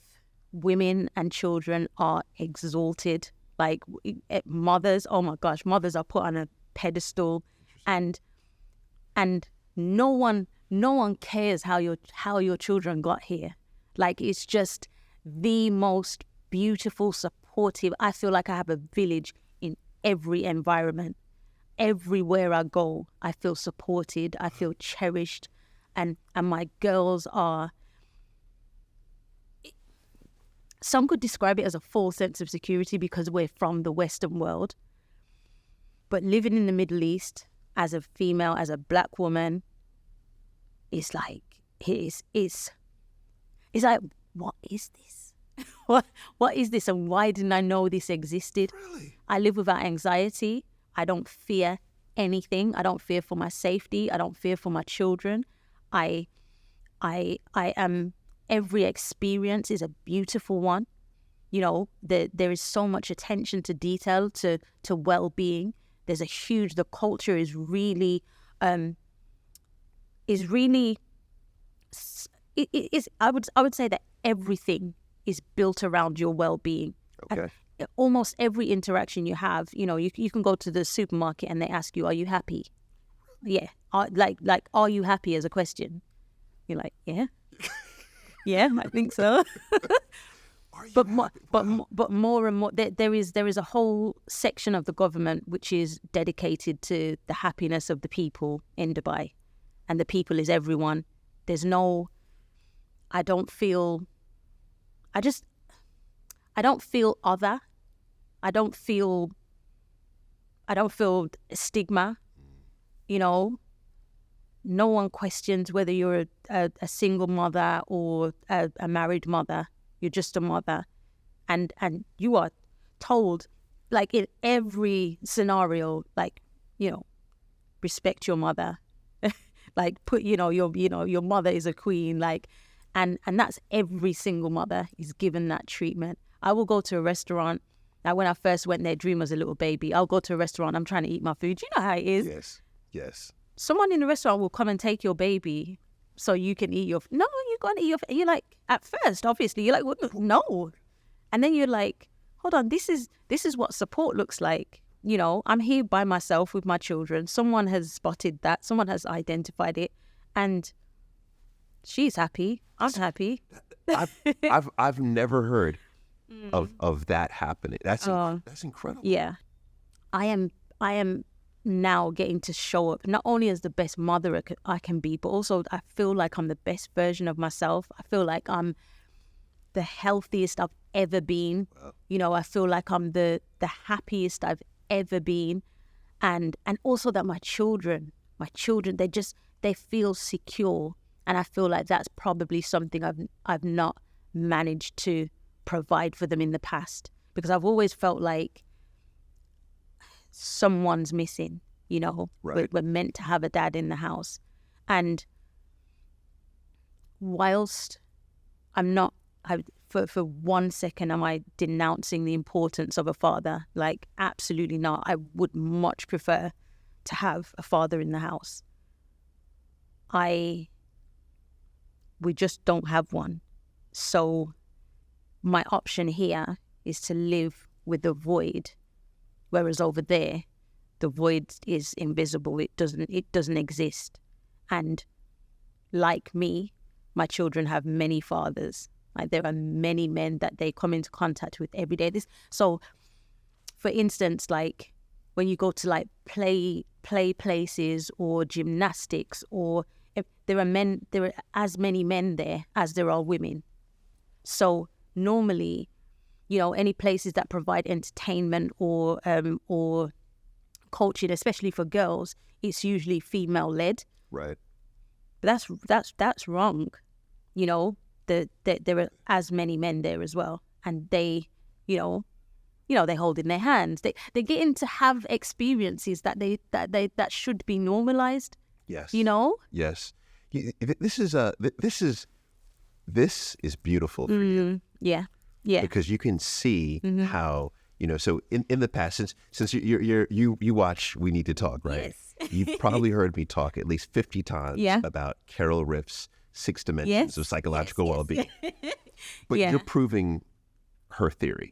This whole idea is that she talks about environment, when you feel like you're in the right environment, yes, when you feel like you're connected socially, when you have goals, or when you have a new vision for your life, when you begin to get self-acceptance, right? When you have autonomy, when you have these 6 dimensions, then life becomes incredible. Absolutely. New opportunities open up. You become light and bright, like you are now. Yeah. And that seems like, so that move in March of 2024 was pivotal. Oh my gosh. For you. It was life-changing. Absolutely. I believe that making that move gave us a freedom that we were never going to have over here. And I'm not suggesting everyone moves to Dubai, but what I would suggest is that people do become concerned with their environments and how you're showing up for yourself. Like, choosing yourself, that's what's life-changing. It's not because I moved to Dubai. I was just aware of what I needed. I needed a freedom. I needed to feel supported. I needed to know my children were safe. I needed to rest. Yes. I spent about a month just chilling, doing absolutely nothing. I also felt as if I had lived a huge portion of my life in a very masculine space. And so I also really tapped into my femininity.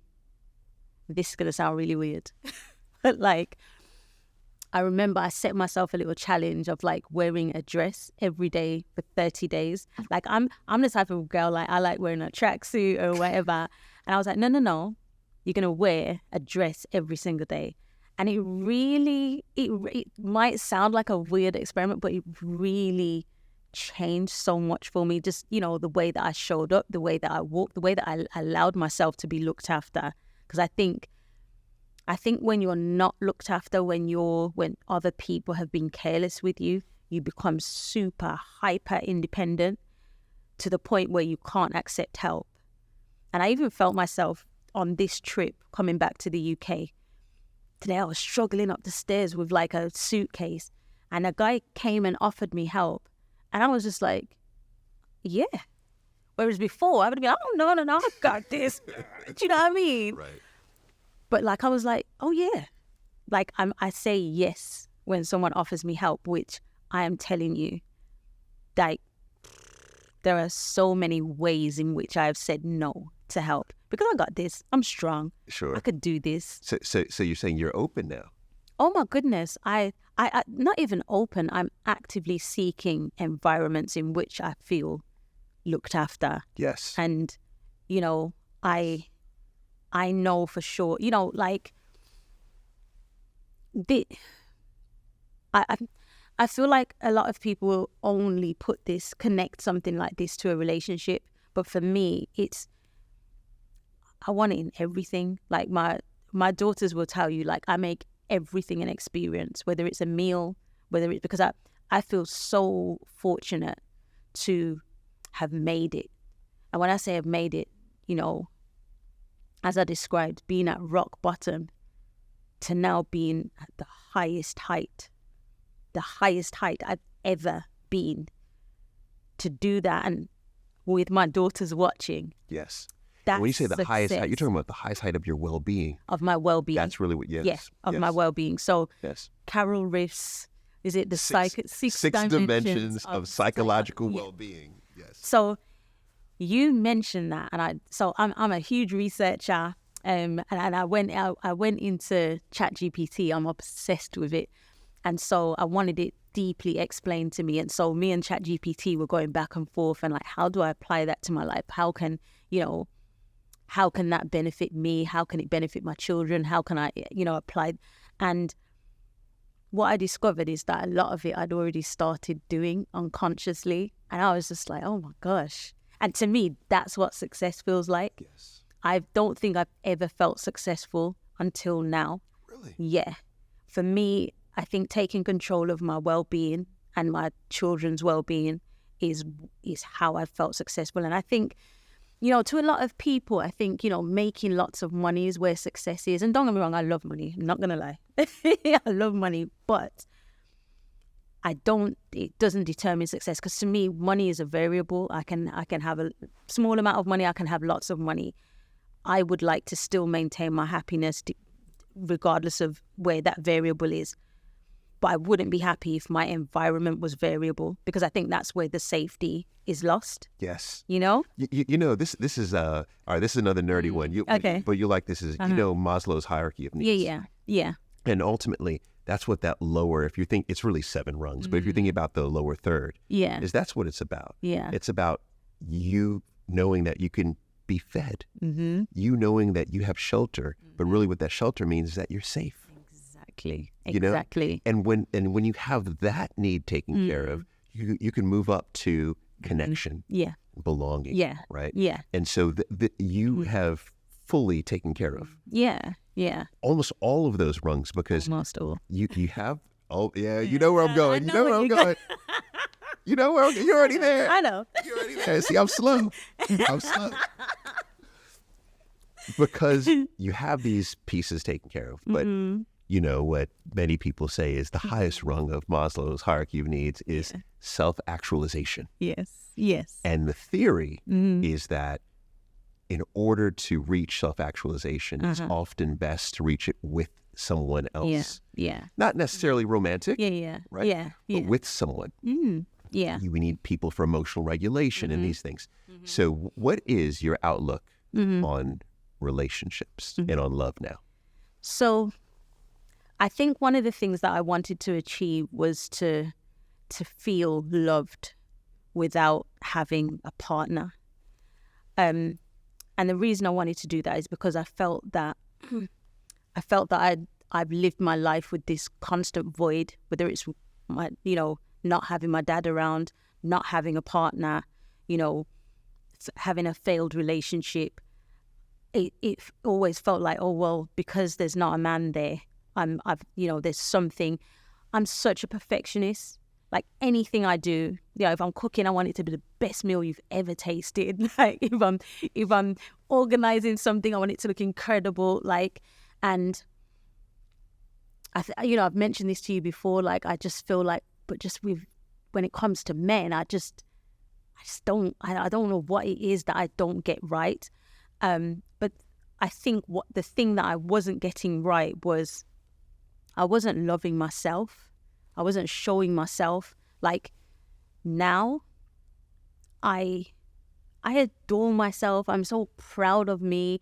I'm like, I think the most important relationship I will have is the one that I have with myself.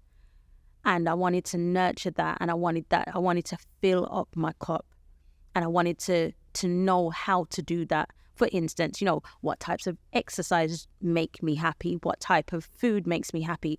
How do I like my friendships? How do I want my relationships with my children to be? A lot of my focus is what do I get out of it, not just what can I give. Because I'm such a giver. I've always been someone who I will give even when my cup is empty. But that's not me loving myself. That's not me honoring myself. And that's me living without boundaries. And that's why I get taken advantage of. And so I've been really focused on making sure that I fill up my own cup before I give to anyone else, even my children. But now I feel like I've spent a good amount of time really, really like niching down on what it is that I need, and I have it, and I know how to look after myself. I know how to love myself. And then, while it's not a void, I would love to have a partner. I'd love to have a partner, but I don't just want to have any man. I want someone who looks after themselves in the way that I look after myself. I want someone who, cares about their well-being, who is thoughtful, someone who doesn't need me to, I don't know how to explain this, doesn't need me to fill up their cup. I want someone to come to me with their cup full, like confident, ambitious, that they feel. I don't want to baby someone. I've got children, and I adore them, and I love being their mom. I love nurturing, but I want to be the baby. I think that's what it is. I think that's what I'm saying. I remember because we met when you came to Slubs Go Dating. Yeah, we've had many conversations there. Many conversations. Yeah. But what stands out to me the most is you were describing the man that you want. You said he needs to eat sushi. Yeah. I was like, he needs to eat sushi. But I understand. No, I fully understand. Yeah. And can I say on the well-being, I think that you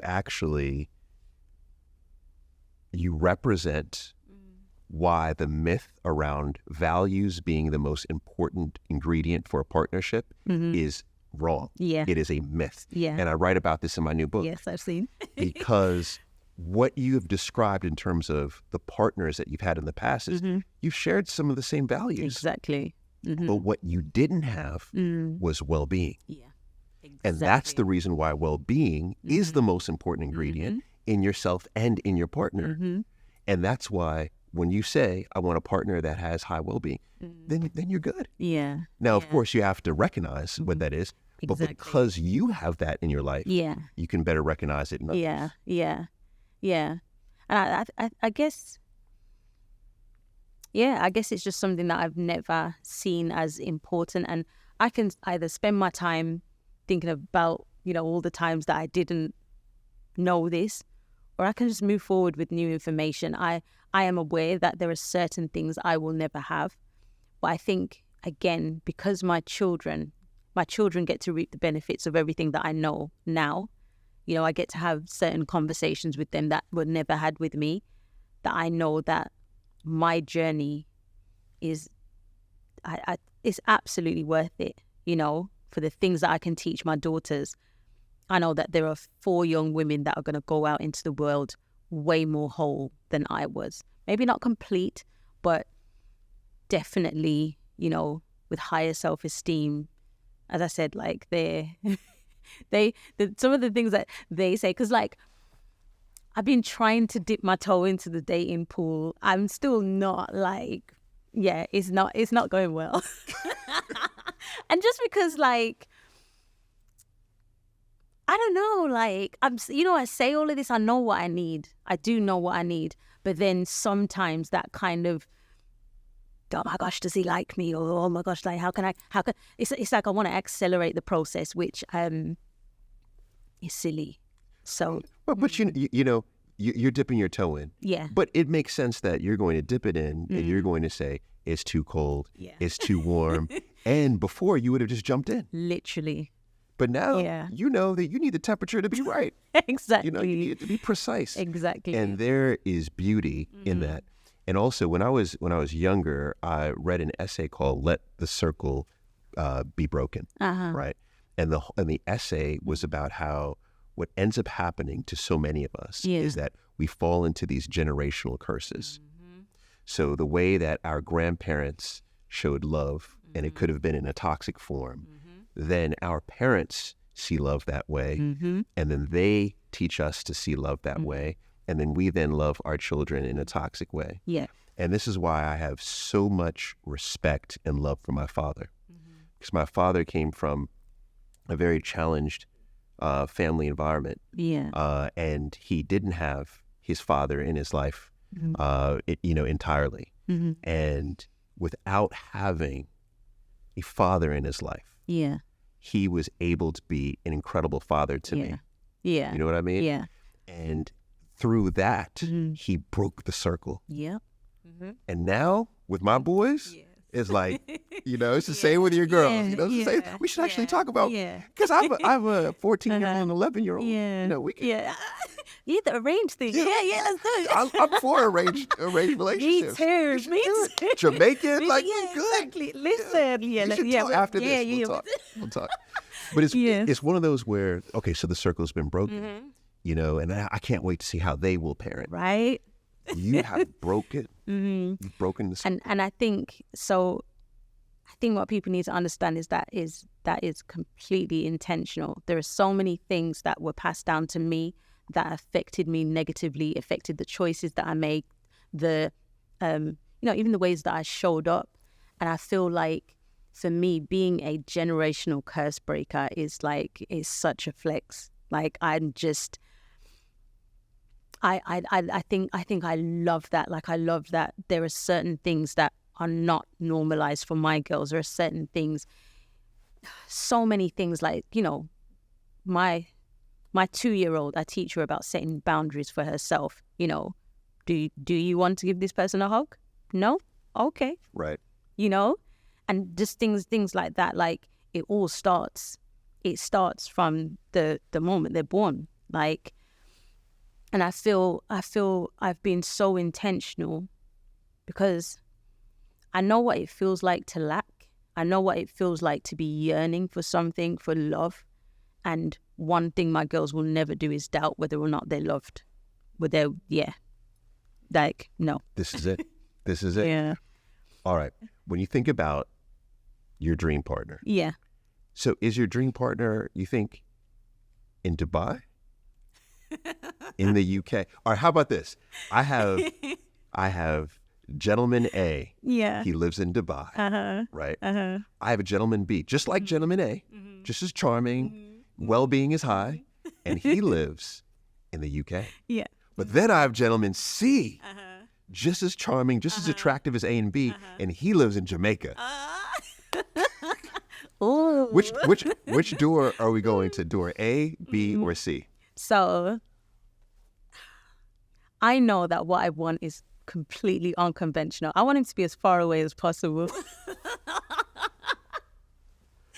Oh, no. So my ideal relationship is someone who definitely does not live in the same city, preferably a different country. Jamaica sounds nice, but UK is just as nice. I think for me, I want something separate. I want to be able to visit my relationship. I don't want to live in it. I want someone who has their own life, who has, is pursuing their own things. And So I saw an interview the other day with Cheryl Lee Ralph. You know who that is? I sure Yeah. do. Do you know that she lives apart? Like she lives in a totally different state to her husband. No, I did not know. Yeah. Okay. And it's been for 20 years. They have she's very happily married. She's very happy in her relationship, but they just live apart. And I think also I remember Helena Bonham Carter and her husband Tim Burton. They also lived. I think they live next door to each other. Okay. And like to me, that sounds perfect. Like that, and it's always sounded perfect. And this is another thing. I've always, especially when it comes to relationships, I've been someone who will like squeeze into, was it a round peg into a square hole? Like, because this is what society says it's supposed to be like. Yeah. And now I've come to reconcile, because it's like, I've done everything that you've told me I'm supposed to do, and that this is how it is. And to be honest, I don't like sharing my space. I don't like sharing my drawers and my wardrobes, my bathroom. I would much prefer if you lived somewhere else, preferably another city. That you could visit? Yeah, so I can just visit you, or you can visit me, and then it's exciting. Like I love dating. And I think one of the things that I've always kind of wanted is to kind of keep that feeling alive, that kind of excitement, the anticipation. I just have to be honest, I don't think I enjoy domesticity. I don't think I enjoy that, Yeah. I tell you what, I would have tried to debate this. Yeah. But I've reached a point where I fully see that society has given us a script. Yeah. And said, the society said, follow the script, yeah, or you will be penalized. Yeah. And how you will be penalized is shame. Right? You're not in a nuclear family, you're in a blended family, shame. Yeah. You raise that child by yourself, shame. Yeah. You're living apart from your husband, shame on you. You know what I mean? Yeah. But that is the script. And I think that the more we live according to our own beliefs and our own values, the higher our happiness is. So one of the questions that I ask when I'm speaking to someone is like, what laws have you decided for yourself? Like not religious, not like, what laws have you decided upon for yourself? What do you live by? What do you stand by? What's important? Because I feel like we are all given a set of rules. And there's a great book called The Four Agreements. And it's it's just basically about what do you agree with. And it's about going through life and, really analyzing the rules and regulations that you're set by society. But you're supposed to decide, I agree with that. I don't agree with that. Yeah, that I think that aligns with what I'm about. And I think one of the reasons that we can hit a brick wall is because some of us just want to be good. I have wanted just to be good for such a long time. I wanted to be seen as a good girl, I guess. So I wanted to be seen to do. So when I got married the last time, I was just like, yes, I've done it. Because you've checked the box. Yeah, I've got the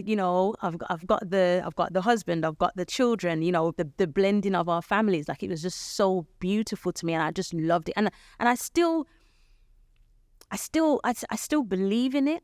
I believe in marriage. I believe in love. I want my daughters to find incredible relationships and have whatever relationship they would like to have for themselves. My eldest daughter, she wants every traditional thing, and I love that for her, and I want her to pursue it.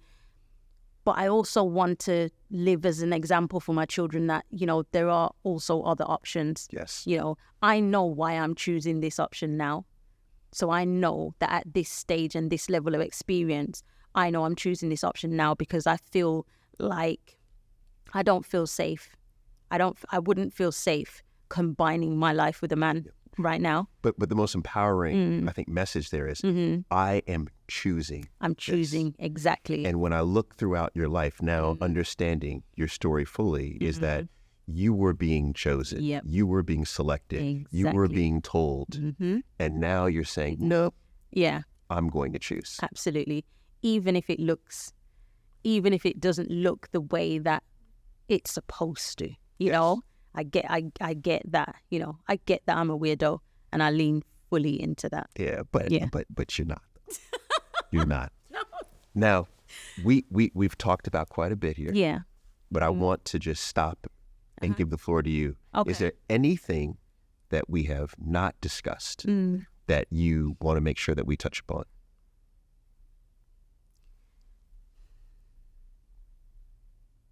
I think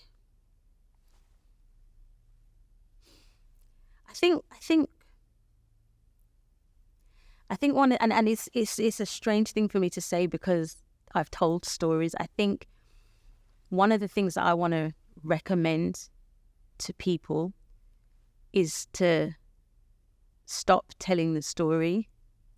And the reason I say that is because I feel like we give so much power to our trauma sometimes by retelling the story. And I understand the power in telling the story. I do.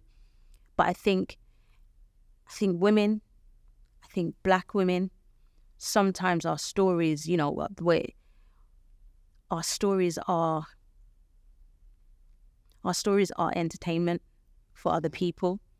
And I would like to see us lean more into our joy, feel permission to turn away from trauma. I think what I would like to do moving forward is to show what joy looks like, even after all of that, despite all of that, maybe even because of all of that, choosing joy is just that. Now, that is what we should be doing. That is where we should be focusing. That is where we should be leaning into, because I feel, again, with women, with Black women, I feel like so much struggle is normalized. It's really important to me, I think, especially for women and girls. And I think also I live this way because I want my daughters to see my example. I want my daughters to pay attention to what it looks like when you look after yourself, that you're capable of doing that. And also choosing people and environments that align with that, with your well-being being at its highest height. Is everyone supporting you looking after yourself? And also for men as well, like, does your partner contribute to you looking after yourself? I feel like so many of us are afraid to look after ourselves because we're scared. We're scared of being selfish. We're scared of, dropping the ball or not being productive. But like, I just speak as someone on the other side of it. I know what it's like to struggle. I know what it's like to experience trauma. But there is another way. There is another way to live your life. And I do believe, not regurgitating the story and not feeling that in your body, in your soul, not like, in the context of this conversation, it's been beautiful because I know that someone's going to watch this, feel what I feel, know what I know, and maybe also see where they can go with it. Yes. What they can do. As I said, they may be broken now, but I hope they know that there's still so much you can do with the pieces. That's a really important thing that I'd like people to know. Like, don't think just because something's broken that means that it's finished. Like, it's just not. It's just the amount of times I've been broken. It's people always say to me that I should write a book. I'm just like, nah. I had no idea. The one through line that I think of. So I'll tell you my Jamelia, like, behind the scenes story. Yeah. Is that whenever we have a cast come to Celebs Go Dating. Yeah. I have no idea who everyone is. Yeah. I have no clue. Like, even though I've been now in the UK for 6 years, I still have no idea. So they'll say, okay, this person's coming, this person's coming, this person's coming. Mm-hmm. When you were on the guest lineup, I promise you, and I know I will get in trouble for saying this, but I'm in a zone of my life where I'm just speaking truthfully, like, truth to power, is I have never seen the production crew more excited to welcome a celebrity than you. But it gets deeper because then as you're popping into set, everyone's like, I just love Jamelia. I just love her. Like, she smile lights up the room. And everyone's talking about how much they love you. And what I realized is that you were at that time still going through struggles. Yeah. Still going through ups, still going through downs. Yeah. But you always came and you gave the best of you to everyone. Yeah. And everyone loved that. And I see that throughout your entire career. Yeah. You've given the best of you through your songs, through your performances. Yeah. You have been the anthem. You have been the North Star for so many people. But we're at a place now, and this is what I want for you more than anything, and I see it and I love it, is that you are now showing up for you. Yeah. Yeah. You're showing up for you. And that's just going to help to brighten you. You know, that's going to help to change the trajectory of your daughters, right? Of your life, clearly. But I love this for you. I love that you're in the zone. I think that you are such an important voice. I believe that you are such an influential figure in all communities.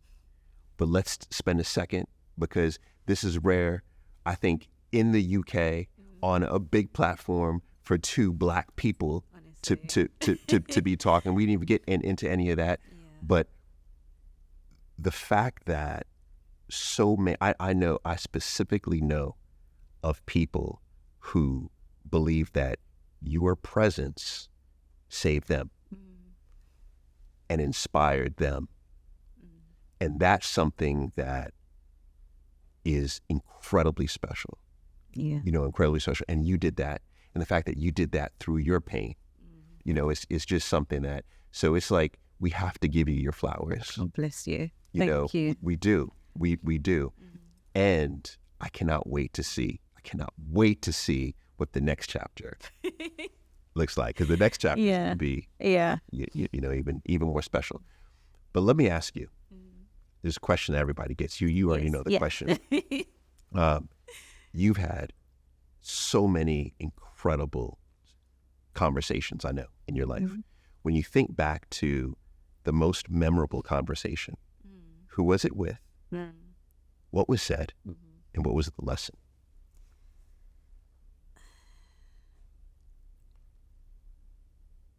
I think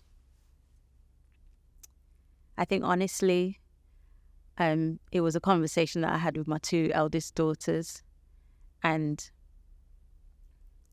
they were just basically asking me like a series of questions of like, you know, who do you want to be? Who do you want to be? And for me, at the time, I was 43 years old. So it was just like, you know, within the last few months that we had this conversation. And I think what struck me about that particular conversation was that my young daughters still saw so much for me. Because I think a lot of us can feel like, you know, you get to a certain age and it's like, okay, I should maybe start winding down now. And for my daughters who still have, you know, extreme youth on their side, for them to see something bright in my future was just so beautiful.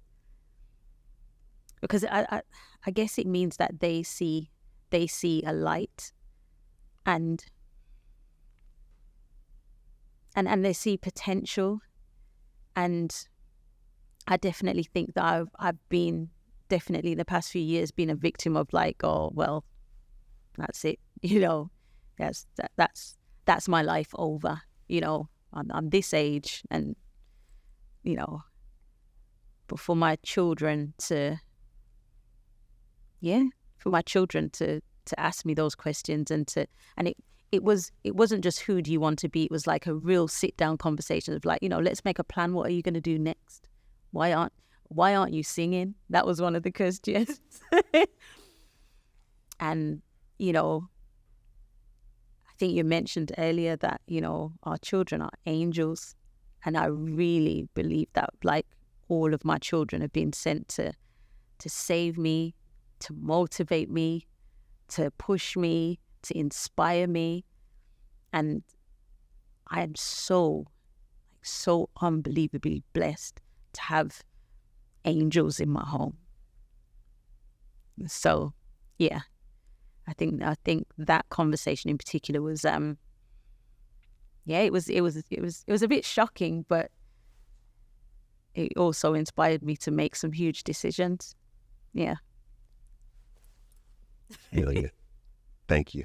Thank you. Thank you. Thank you. Thank you so much for having me. Thank you.